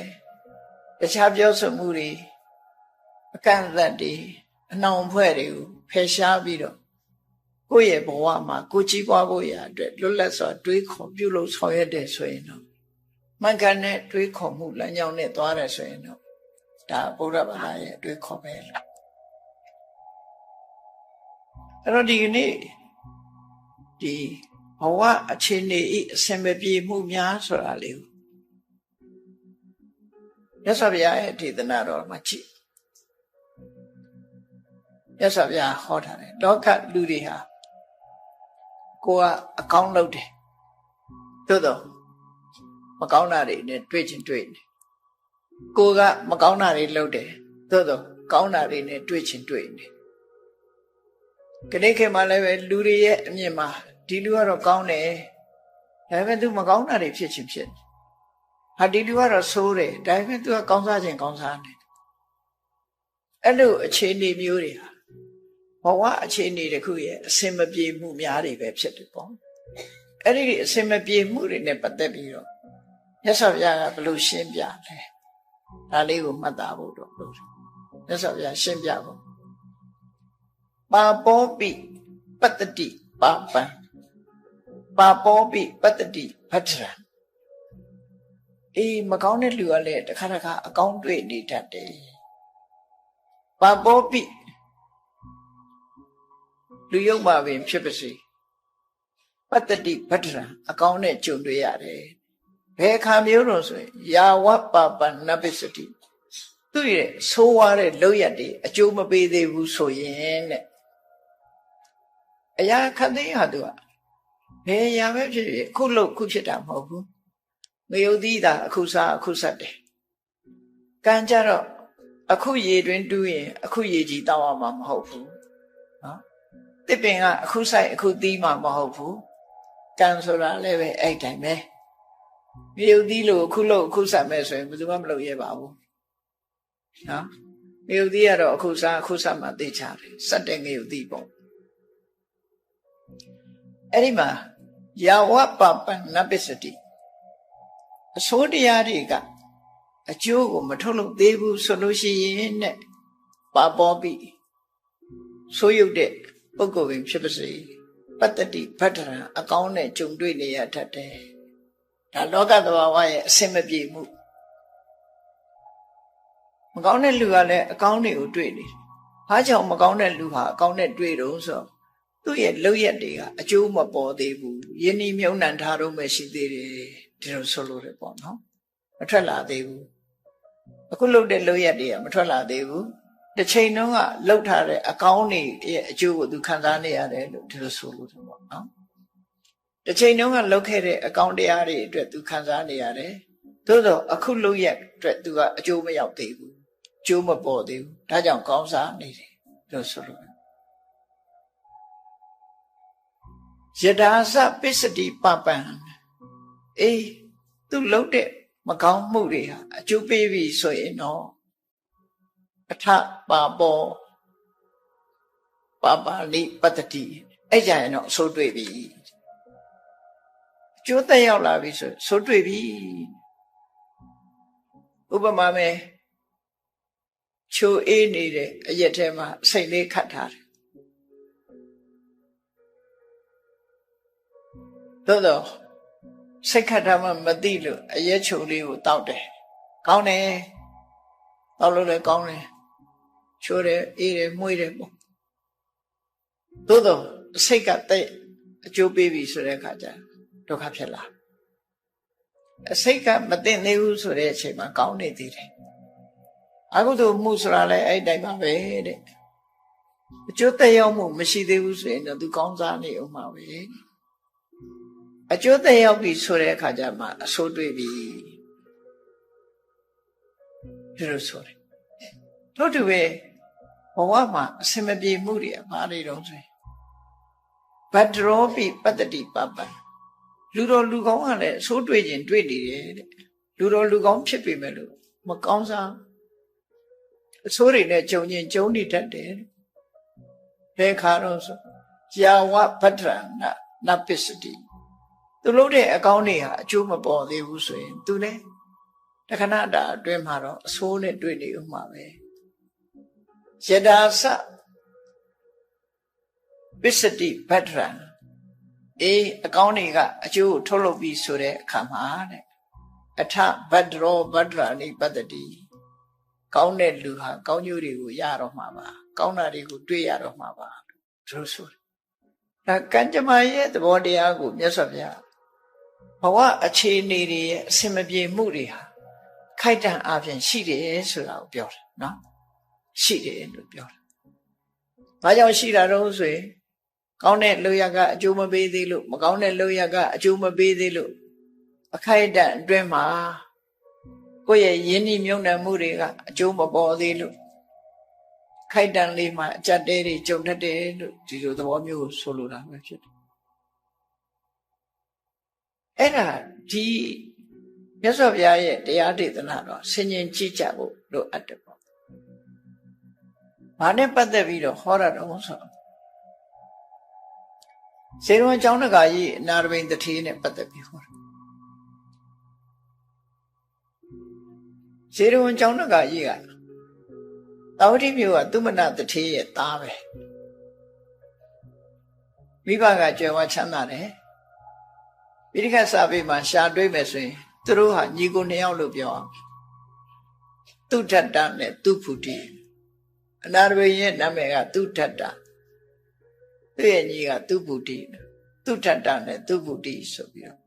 တထေးသား2ယောက်သူထတ္တဆိုတာငယ်စဉ်ကတည်းကအလှူတန်းဝါဒနာပါတယ်ဘုရားဘာသာမဖြစ်ခင်ကတည်းကသူစိတ်ရင်းစေတနာရင်းကိုလူတွေကိုကူညီခြင်းနဲ့ကူညီတာပေးတယ်ဒါကြောင့်သူကစီးပွားဥစ္စာကိုလည်းကြိုးစားရှာတယ်ဘလို့စီးပွားလုပ်တာတော့ဆိုရင်အယောင်းဝယ်လုပ်တယ်စိုက်ပျိုးရေးလုပ်တယ်နွားမွေးတယ်ဆိုရင်မွေးပြူရေးလုပ်တယ်နွားမွေးတယ်စိုက်ပျိုးတယ်အဲသူ့ရဲ့စီးပွားရေးပဲအဲ့ဒါနဲ့မိဘဘွားရဲ့သူကကြွယ်ဝချမ်းသာတယ်ကိုရောင်းကုန်ဝယ်ထွက်တယ်ရာဇဂိုဘက်ကိုသွားပြီးအယောင်းဝယ်လုပ်တယ်ရလာတဲ့အကျိုးမြတ်တွေကနေပြီးတော့တာဝတိမြို့မှာဆင်းရဲသားတွေကိုတမင်ကျွေးမွေးတယ်ဒါကြောင့်သူ့ကိုအနာထပိဏိကအနာထဆိုတာအာကိုရမဲ့တဲ့ပုဂ္ဂိုလ်တွေကိုပိဏိကဆိုတာအစားအစာကျွေးမွေးသူလို့အဓိပ္ပာယ်ရတယ်နေ့စဉ်သူကချက်ပြုတ်ပြီးတော့လာသမျှလူတွေကိုကျွေးမွေးဒီကုသိုလ်ကောင်းမှုသူလုပ်တယ်ရာဇဂိုမြို့သွားရင်ကနေပြီးမြတ်စွာဘုရားနဲ့သွားဆုံပြီးသွားရာဇဂိုတထေးနဲ့သူနဲ့ကအမှန်တန်ရင်းနှီးတဲ့တငယ်ချင်းနောက်ပိုင်းကျတော့ရာဇဂိုတထေးရဲ့နှမနဲ့သူနဲ့အိမ်အောင်ကြရာဇဂိုတထေးကလည်းသူ့နှမနဲ့အိမ်အောင်ကြအပြန်အလှန်သမီးရောက်ဖတ်တော်ကြတယ်သူတို့ရင်းနှီးမှုအဲ့ဒါလိုကနေပြီးတော့ရာဇဂိုတထေးအိမ်ရောက်တဲ့အခိုက်မှာဖះပွင့်နေတယ်ဆိုတဲ့သတင်းကိုကြားရတဲ့အခါသူကိုယ်တိုင်သွားတွေ့ပြီးမြတ်စွာဘုရားကိုတရားနာလိုက်တဲ့အခါမှာသောတာပန်ဖြစ်သွားတယ်အဲ့ဒီကနေပြီးမြတ်စွာဘုရားကို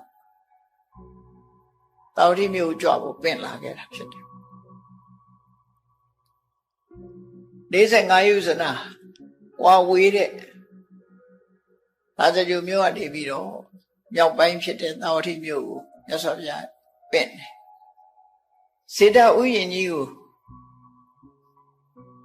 အတဗျာဒင်းကားတွေကို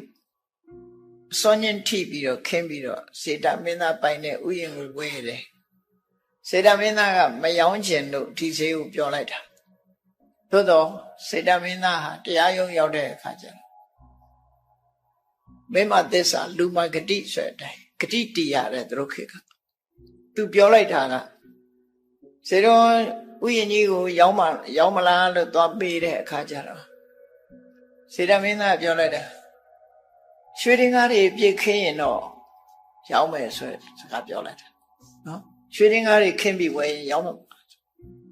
ဝယ်နိုင်ဘူးလို့သူကထင်ပြီးပြောလိုက်တာခိုးလူကတကယ်ခင်းတော့တာရွှေတင်ကားတွေကိုအစွန်းချင်းထိပြီးတော့ခင်းလိုက်တာရွှေတင်ကား18ကလေးကုန်သွားတယ်အဲ့ဒီလိုလုပ်တော့ဟိုကမျက်လုံးပြူလာပြီရောင်းလိုက်ရတယ်နောက်ဆုံးမှာရှောင်းလိုက်တယ်18ကလေးကုန်သွားတယ်ကျောင်းဆောက်တယ်18ကလေးကုန်တယ်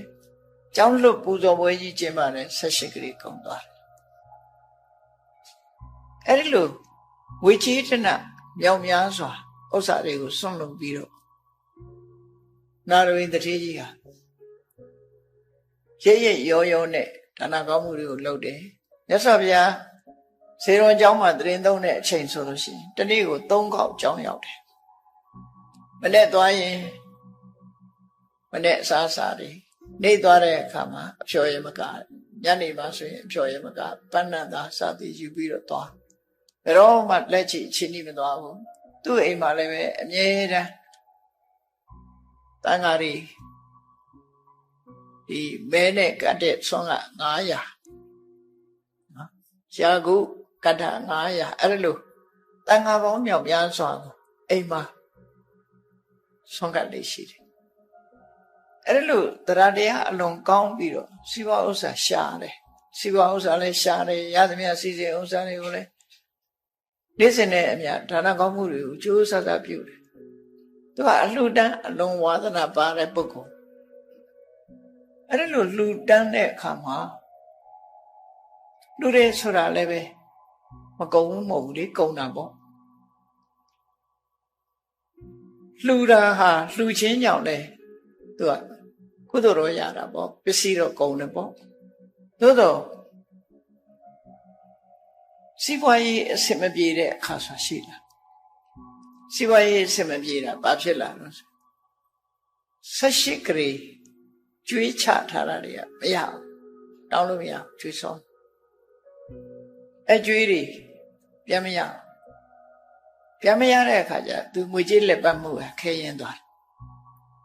ကံမကောင်းချောင်းလှတယ်လို့ဖြစ်ရပြီအစိရဝတီမြေကြီးကရေတိုက်စားတဲ့အခါမြေကဘာဘေးမှာတွင်းနဲ့ကြီးတွေတူးပြီးတော့ရှေ့ခေတ်ကတော့ဘန်စနစ်လည်းရှိတာမဟုတ်တော့မြေကြီးတွေပဲမြုပ်တာသူမြေကြီးတွေမြုပ်တဲ့နေရာကဘာပြိုလို့သူစုမြုပ်ထားတဲ့ရွှေတွေငွေတွေကပါသွားတယ်ကဘာပြိုတဲ့ထက်ပါသွားလို့18 grade လောက်ကအရှုံးပေါ်သွားတယ်ကျွေးပြန်မရတာ18 grade ပါသွားတာ18 grade သူကစီးပွားရေးကြက်တဲသွားတယ်ကြက်တဲသွားတော့တန်ဃာတွေကိုတော့သူစ조사လှူတယ်သို့တော့စားရမဲ့တောက်ရမဲ့ကိုယ်ွယ်ရမဲ့တဲ့ပုံကိုယ်တွေကိုဒီစဉ်ထမင်းကျွေးဖို့ကြတော့ဆန်ကောင်းနဲ့မကျွေးနိုင်တော့ဘူးစကွဲကိုဝယ်ပြီးတော့ချက်ရတယ်စကွဲထမင်းကိုကျွေးတယ်မြတ်စွာဘုရားစီအဲ့ဒီလိုအချိန်နေကြုံတဲ့အချိန်မှာမြတ်စွာဘုရားစီရောက်သွားတယ်မြတ်စွာဘုရားကဒါနကောင်းမှုနဲ့ပတ်သက်ပြီးမေးတယ်အိမ်မှာအလှနိုင်သေးရလားလို့စီဝါရေးအချိန်နေမေးတော့တပည့်တော်လှတော့လှရတယ်ဗျာဒါပေမဲ့လို့စိတ်တိုင်းမကြဘူးစကွဲထမင်းပဲကျွေးနိုင်ပါတယ်လို့ဆိုမြတ်စွာဘုရားကစိတ်ကသာအဓိကဖြစ်ပါတယ်ကောင်းတာဆိုတာအဓိကမဟုတ်ပါဘူးဆိုပြီးစိတ်ထားတိုက်ရင်မြတ်တယ်ဆိုတဲ့အကြောင်းဝေလာမသုတ်တံမှာမြတ်စွာဘုရားဝေလာမသုတ်တံကိုခေါ်တယ်ကောင်းတာဖြစ်စေမကောင်းတာဖြစ်စေများဖြစ်စေနေပါတာပဲဖြစ်စေလှူတဲ့အခါမှာစိတ်စေတနာအဓိကကြတယ်ဆိုတာကိုဟောပြောပြီးတော့ဝေလာမသုတ်တံကိုဟောတယ်ငါဟာဝေလာမပုံနာဖြစ်တုန်းကဆိုလို့ရှိရင်ငါအလှကိုလာရောက်ပြီးတော့စားသုံးကြတဲ့ပုဂ္ဂိုလ်တွေဟာတရဏဂုံတည်တဲ့လူတယောက်မှမပါဘူးငါးပါးသီလလုံတဲ့ပုဂ္ဂိုလ်တယောက်မှမပါဘူးအဲ့ဒီလိုအခြေအနေမျိုးတွေမှာငါလှူခဲ့ရတယ်ပေါ့အခုဟာတထေးကြီးလှူရတဲ့အခြေအနေတွေဟာအမှန်တမ်းကောင်းတယ်ဆိုတဲ့အကြောင်းမြတ်စွာဘုရားအားပေးစကားဟောကြားတယ်ဝိလမတုတ်ကိုခေါ်လိုက်တယ်အဲ့ဒါနဲ့တော်တဲ့သူဟာစိတ်ချမ်းသာမှုရသွားတယ်စီးပွားရေးအဆင်မပြေတဲ့အခါမှာဘာနဲ့ကြုံရပြန်တော့ဆိုတထေးကြီးအိမ်မှာစတုထမြောက်တကားမုတ်မှာစောင့်နေဆိုတာအဲ့ဒီမှာနေရာရထားတဲ့နတ်ပေါ့နော်ဘုံမစိုးနတ်ပေါ့လူတွေနေတဲ့အိမ်ဒီမှာလည်းပဲသူတို့ကလည်းပဲလူနဲ့ပတ်သက်ပြီးတော့ရောက်ရှိနေကြတာကိုယ်နဲ့ပတ်သက်ရောက်ရှိနေတာကိုယ်ဆောင်နတ်အိမ်နဲ့ပတ်သက်ပြီးရောက်ရှိနေရင်အိမ်ဆောင်နတ်ပေါ့သူတို့ဘယ်သူမှဂျူတီချတာတော့မဟုတ်ဘူးစောင့်ဆိုတဲ့စကားလုံးပြောပေမဲ့လို့နော်သူတို့စောင့်ခိုင်းတာတော့မဟုတ်ဘူးကိုယ်နဲ့ပတ်သက်တဲ့နေရာမှာလာဖြစ်တယ်လို့ပဲအောင်မေးပေါ့ကိုယ်အိမ်နေမှာအိမ်မြောင်နေပါလေလာမနေကြဘူးလားနေတာပဲအိမ်မြောင်တို့ပင့်ကူတို့ဆွဲကောင်းနေတာသူရောက်ရင်ရောက်လာတာပဲလေအဲ့ဒါလိုပဲမမြင်ရတဲ့တရားတွေလည်းပဲကိုယ်နဲ့ပတ်သက်ပြီးရောက်နေတာတွေရှိတယ်ပေါ့သူတို့လည်းသူတို့ဘဝနဲ့သူတို့ရောက်လာကြကိုယ်နဲ့ပတ်သက်ဆက်နေကြအနာရဝိတ္တိကြီးအိမ်မှာသူဆက်ပြီးတော့နေတဲ့နတ်ကသူလည်းသားရိသမီးတွေနဲ့ပဲလူတွေလိုပဲသားငယ်သမီးငယ်တွေနဲ့အဲ့ဒီတကားမုတ်မှာသူနေစရာပုံပိမှန်နဲ့သူနေတယ်လို့ဆိုတယ်အဲ့ဒီနာရဝိတ္တိကြီးဆင်းရဲဒုက္ခရောက်သွားတဲ့အချိန်လေးမှာသူကဒီအချိန်တော့ဒါသူပြောလို့ရမယ့်အချိန်ပဲနာရဝိတ္တိကြီးအိမ်ကိုတန်ဃာတွေကြွလာတဲ့အခါမှာသူကသူ့နေရာသူမနေနိုင်ဘူးဆင်းပေးနေရတယ်သီလရှိတဲ့ရဟန်းတန်ဃာတွေကြွလာတဲ့အခါမှာသူ့နေရာသူမနေနိုင်ဘူးဆင်းပြီးတော့ပေးရတယ်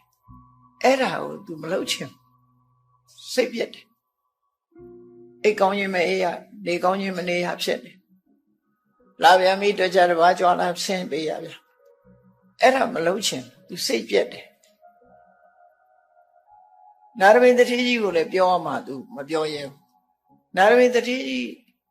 ဆင်းရဲသွားပြီဆိုတဲ့အချိန်မှာသူကဒါအကွက်ကောင်းမယ်ဆိုပြီး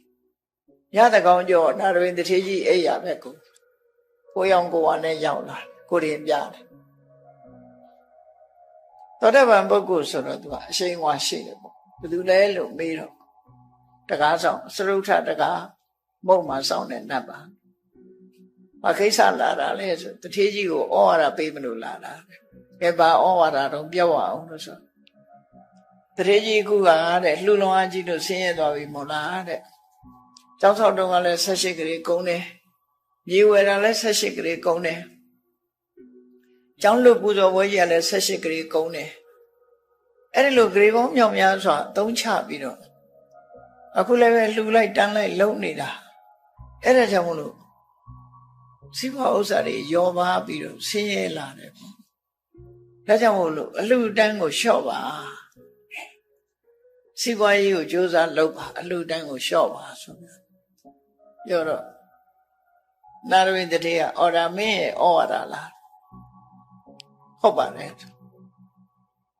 မင်းတို့နတ်မျိုးတွေရာထောင်မကငါလာပြောတယ်ငါပစ္စည်းငါလှူတာငါလုံးဝမမှုဘူးအဲ့ဒီတော့ငါကိုငါရဲ့အလှပွဲကိုစောစောကားပြောတဲ့ပုဂ္ဂိုလ်အလှပြက်အောင်ဖြစ်တာဖြစ်တော့ကြောင့်မင်းငါအိမ်မှာမနေနဲ့ထွက်သွားလိုက်ခုခေတ်ကျတော့အရှင်ကြီးစားတော့ခေါ်ပါတောက်တော့ခေါ်ပါလို့ဟိုကနတ်တောင်မောင်းထုတ်လိုက်သေးတယ်နော်နတ်တောင်မောင်းထုတ်လိုက်အဲ့လိုမောင်းထုတ်လိုက်တော့သူအိမ်မနေနဲ့ဆိုပိုင်ဆိုင်တာသူပိုင်တာကိုသူလည်းပိုင်ဆိုင်တဲ့နယ်မြေတွေမနေနဲ့ဆိုမနေရတော့ထွက်သွားတဲ့အခါမှာသားရိသမီးတွေလက်ဆွဲပြီးတော့ဟိုနားလည်းနေကြမရှိဒီနားလည်းနေကြပိုင်ဆိုင်မှုတွေရှိနေတာသူတို့လောကမှာလည်းလူပြေမှာလိုပဲပိုင်ဆိုင်မှုတွေရှိဒီပြဟာမကြည့်နဲ့နော်ပိုင်ဆိုင်မှုရှိတယ်မရှိဘူးဆိုတာဒီเจ้าနဲ့ကခွေးတွေကြည့်သူတို့ကလည်းသူတို့ပဲလာရင်ဟောင်းတယ်လေသူကလည်းသူ့နယ်လေးတွေနဲ့သူသတ်မှတ်နေကြတာသူတို့ဘယ်သူမှပိုင်စားပေးတာမဟုတ်ဘူးเจ้าလည်းကတ်နေကြတာချင်းတူတူပဲအောင်မဲအရှိချမ်းအကောင်ကအနောက်ချမ်းအကောင်တိုင်းမောင်းထုတ်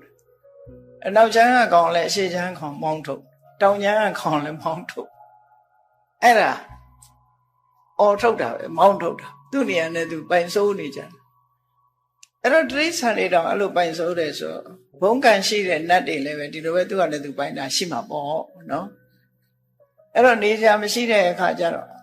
မျိုးဆောင်နတ်စီသွားချင်းကတ်တယ်မျိုးဆောင်နတ်စီသွားချင်းကတ်တော့မျိုးဆောင်နတ်ကမင်းလှုပ်တာလွန်တယ်တဲ့ငါလည်းမပြောရဲဘူးတဲ့ဆိုတော့နမင်းကြီး၄ပါးစီသွားနမင်းကြီး၄ပါးလည်းမင်းလှုပ်ထားတာလွန်တယ်ငါလည်းမပြောရဲဘူး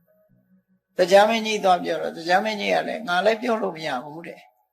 အဲ့တော့ငါအကြံတစ်ခုတော့ပေးမယ်အဲ့တတိကြီးမှာ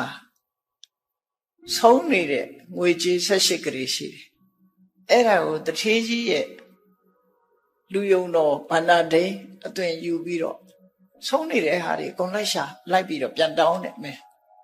အဲ့ရွှေတွေငွေတွေရအောင်ပြန်လုပ်တယ်သူဆုံးနေတဲ့18ကလေးကိုပြန်ရအောင်လုပ်ရေထဲမှာမျောပါသွားတဲ့သူမြုပ်နှံထားတဲ့ငွေတွေနဲ့မင်းအစွမ်းတတ္တိနဲ့ပြန်ရအောင်ကုန်လုံးတဲ့ပိုင်ရှင်မဲ့18ကလေးလည်းရှိတယ်တဲ့အဲ့ဒီပိုင်ရှင်မဲ့18ကလေးကိုလည်းပဲမင်းရအောင်လုပ်ပြီးတော့သူ့ရဲ့ဗန္ဒကိုယ်တော်လေးတွေထည့်ပေးလိုက်လို့အဲ့ဒီလိုထည့်ပေးပြီးတော့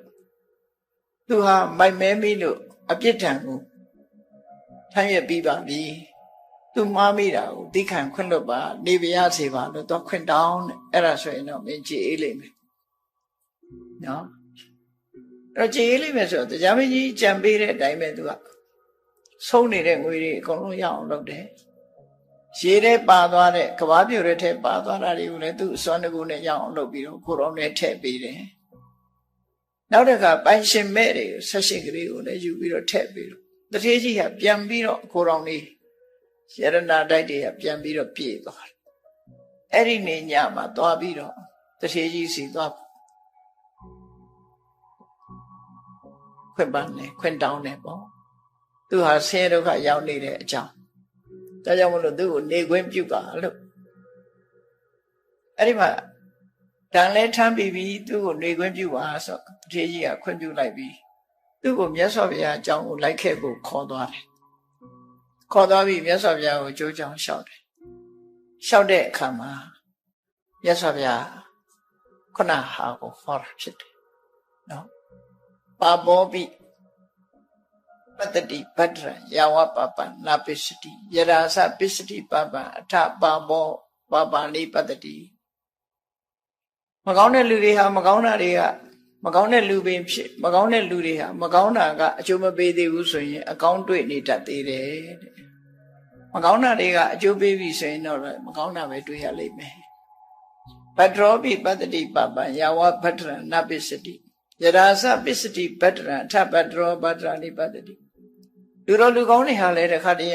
အကျိုးမပေးသေးဘူးဆိုရင်အကောင်းကအကျိုးမပေးသေးရင်အဆိုးတွေ့နေတတ်သေးတယ်ဘဝဆိုတာအချစ်စမပြေဖြစ်တတ်တယ်ဆိုတဲ့အကြောင်းကိုမြတ်စွာဘုရားဒီအဆုံးအမတရားအချုပ်အားဖြင့်ဆိုလို့ရှိရင်ကောင်းတာလုပ်ဖို့မကောင်းတာတွေကရှောင်ကျဉ်ဖို့ကောင်းတာလုပ်တဲ့ပုဂ္ဂိုလ်ဟာအခိုက်အတန့်မှာမကောင်းတာတွေ့ပြီမဲ့လို့ရေရှည်ကြတော့ကောင်းတာတွေ့မှာပါမကောင်းတဲ့ပုဂ္ဂိုလ်တွေဟာတော့ရေရှည်ကြတော့မကောင်းကျိုးတွေကိုခံစားရမှာပါဆိုပြီးကမ္မနိယမသဘောတရားကိုရှင်းလင်းပြီးတော့မြတ်စွာဘုရားဟောကြားဆုံးမပေးလိုက်တဲ့အခါမှာအဲ့ဒီနတ်ဟာလည်းသုတ္တပန်ဖြစ်သွားတယ်။ဒါကြောင့်မို့လို့ဘုန်းကြီးတို့တွေရဲ့ဘဝမှာလည်းပဲဘဝအခြေအနေရဲ့အစင်မပြေမှုတွေကြုံတဲ့အခါမှာမိမိတို့တတိတို့ဒေါနဝိရိယတို့သိပညာတို့နဲ့ဆင်ញင်သုံးသပ်ပြီးတော့အခြေအနေတစ်ခုအောင်ဤသိခံခြင်းကြောဖြတ်ခြင်းဖြစ်လာတယ်ဖြည့်ရှင်းကြရမှာဖြစ်တယ်ဆိုတာကိုယ်စီမှတ်သားပြီးမြတ်ဗုဒ္ဓရဲ့အဆုံးအမတိုင်းဘဝအခြေအနေရဲ့အစင်မပြေမှုတွေကိုရင်ဆိုင်နိုင်အောင်ကြိုးစားအထောက်နိုင်ကြပါစေကုန်သတည်း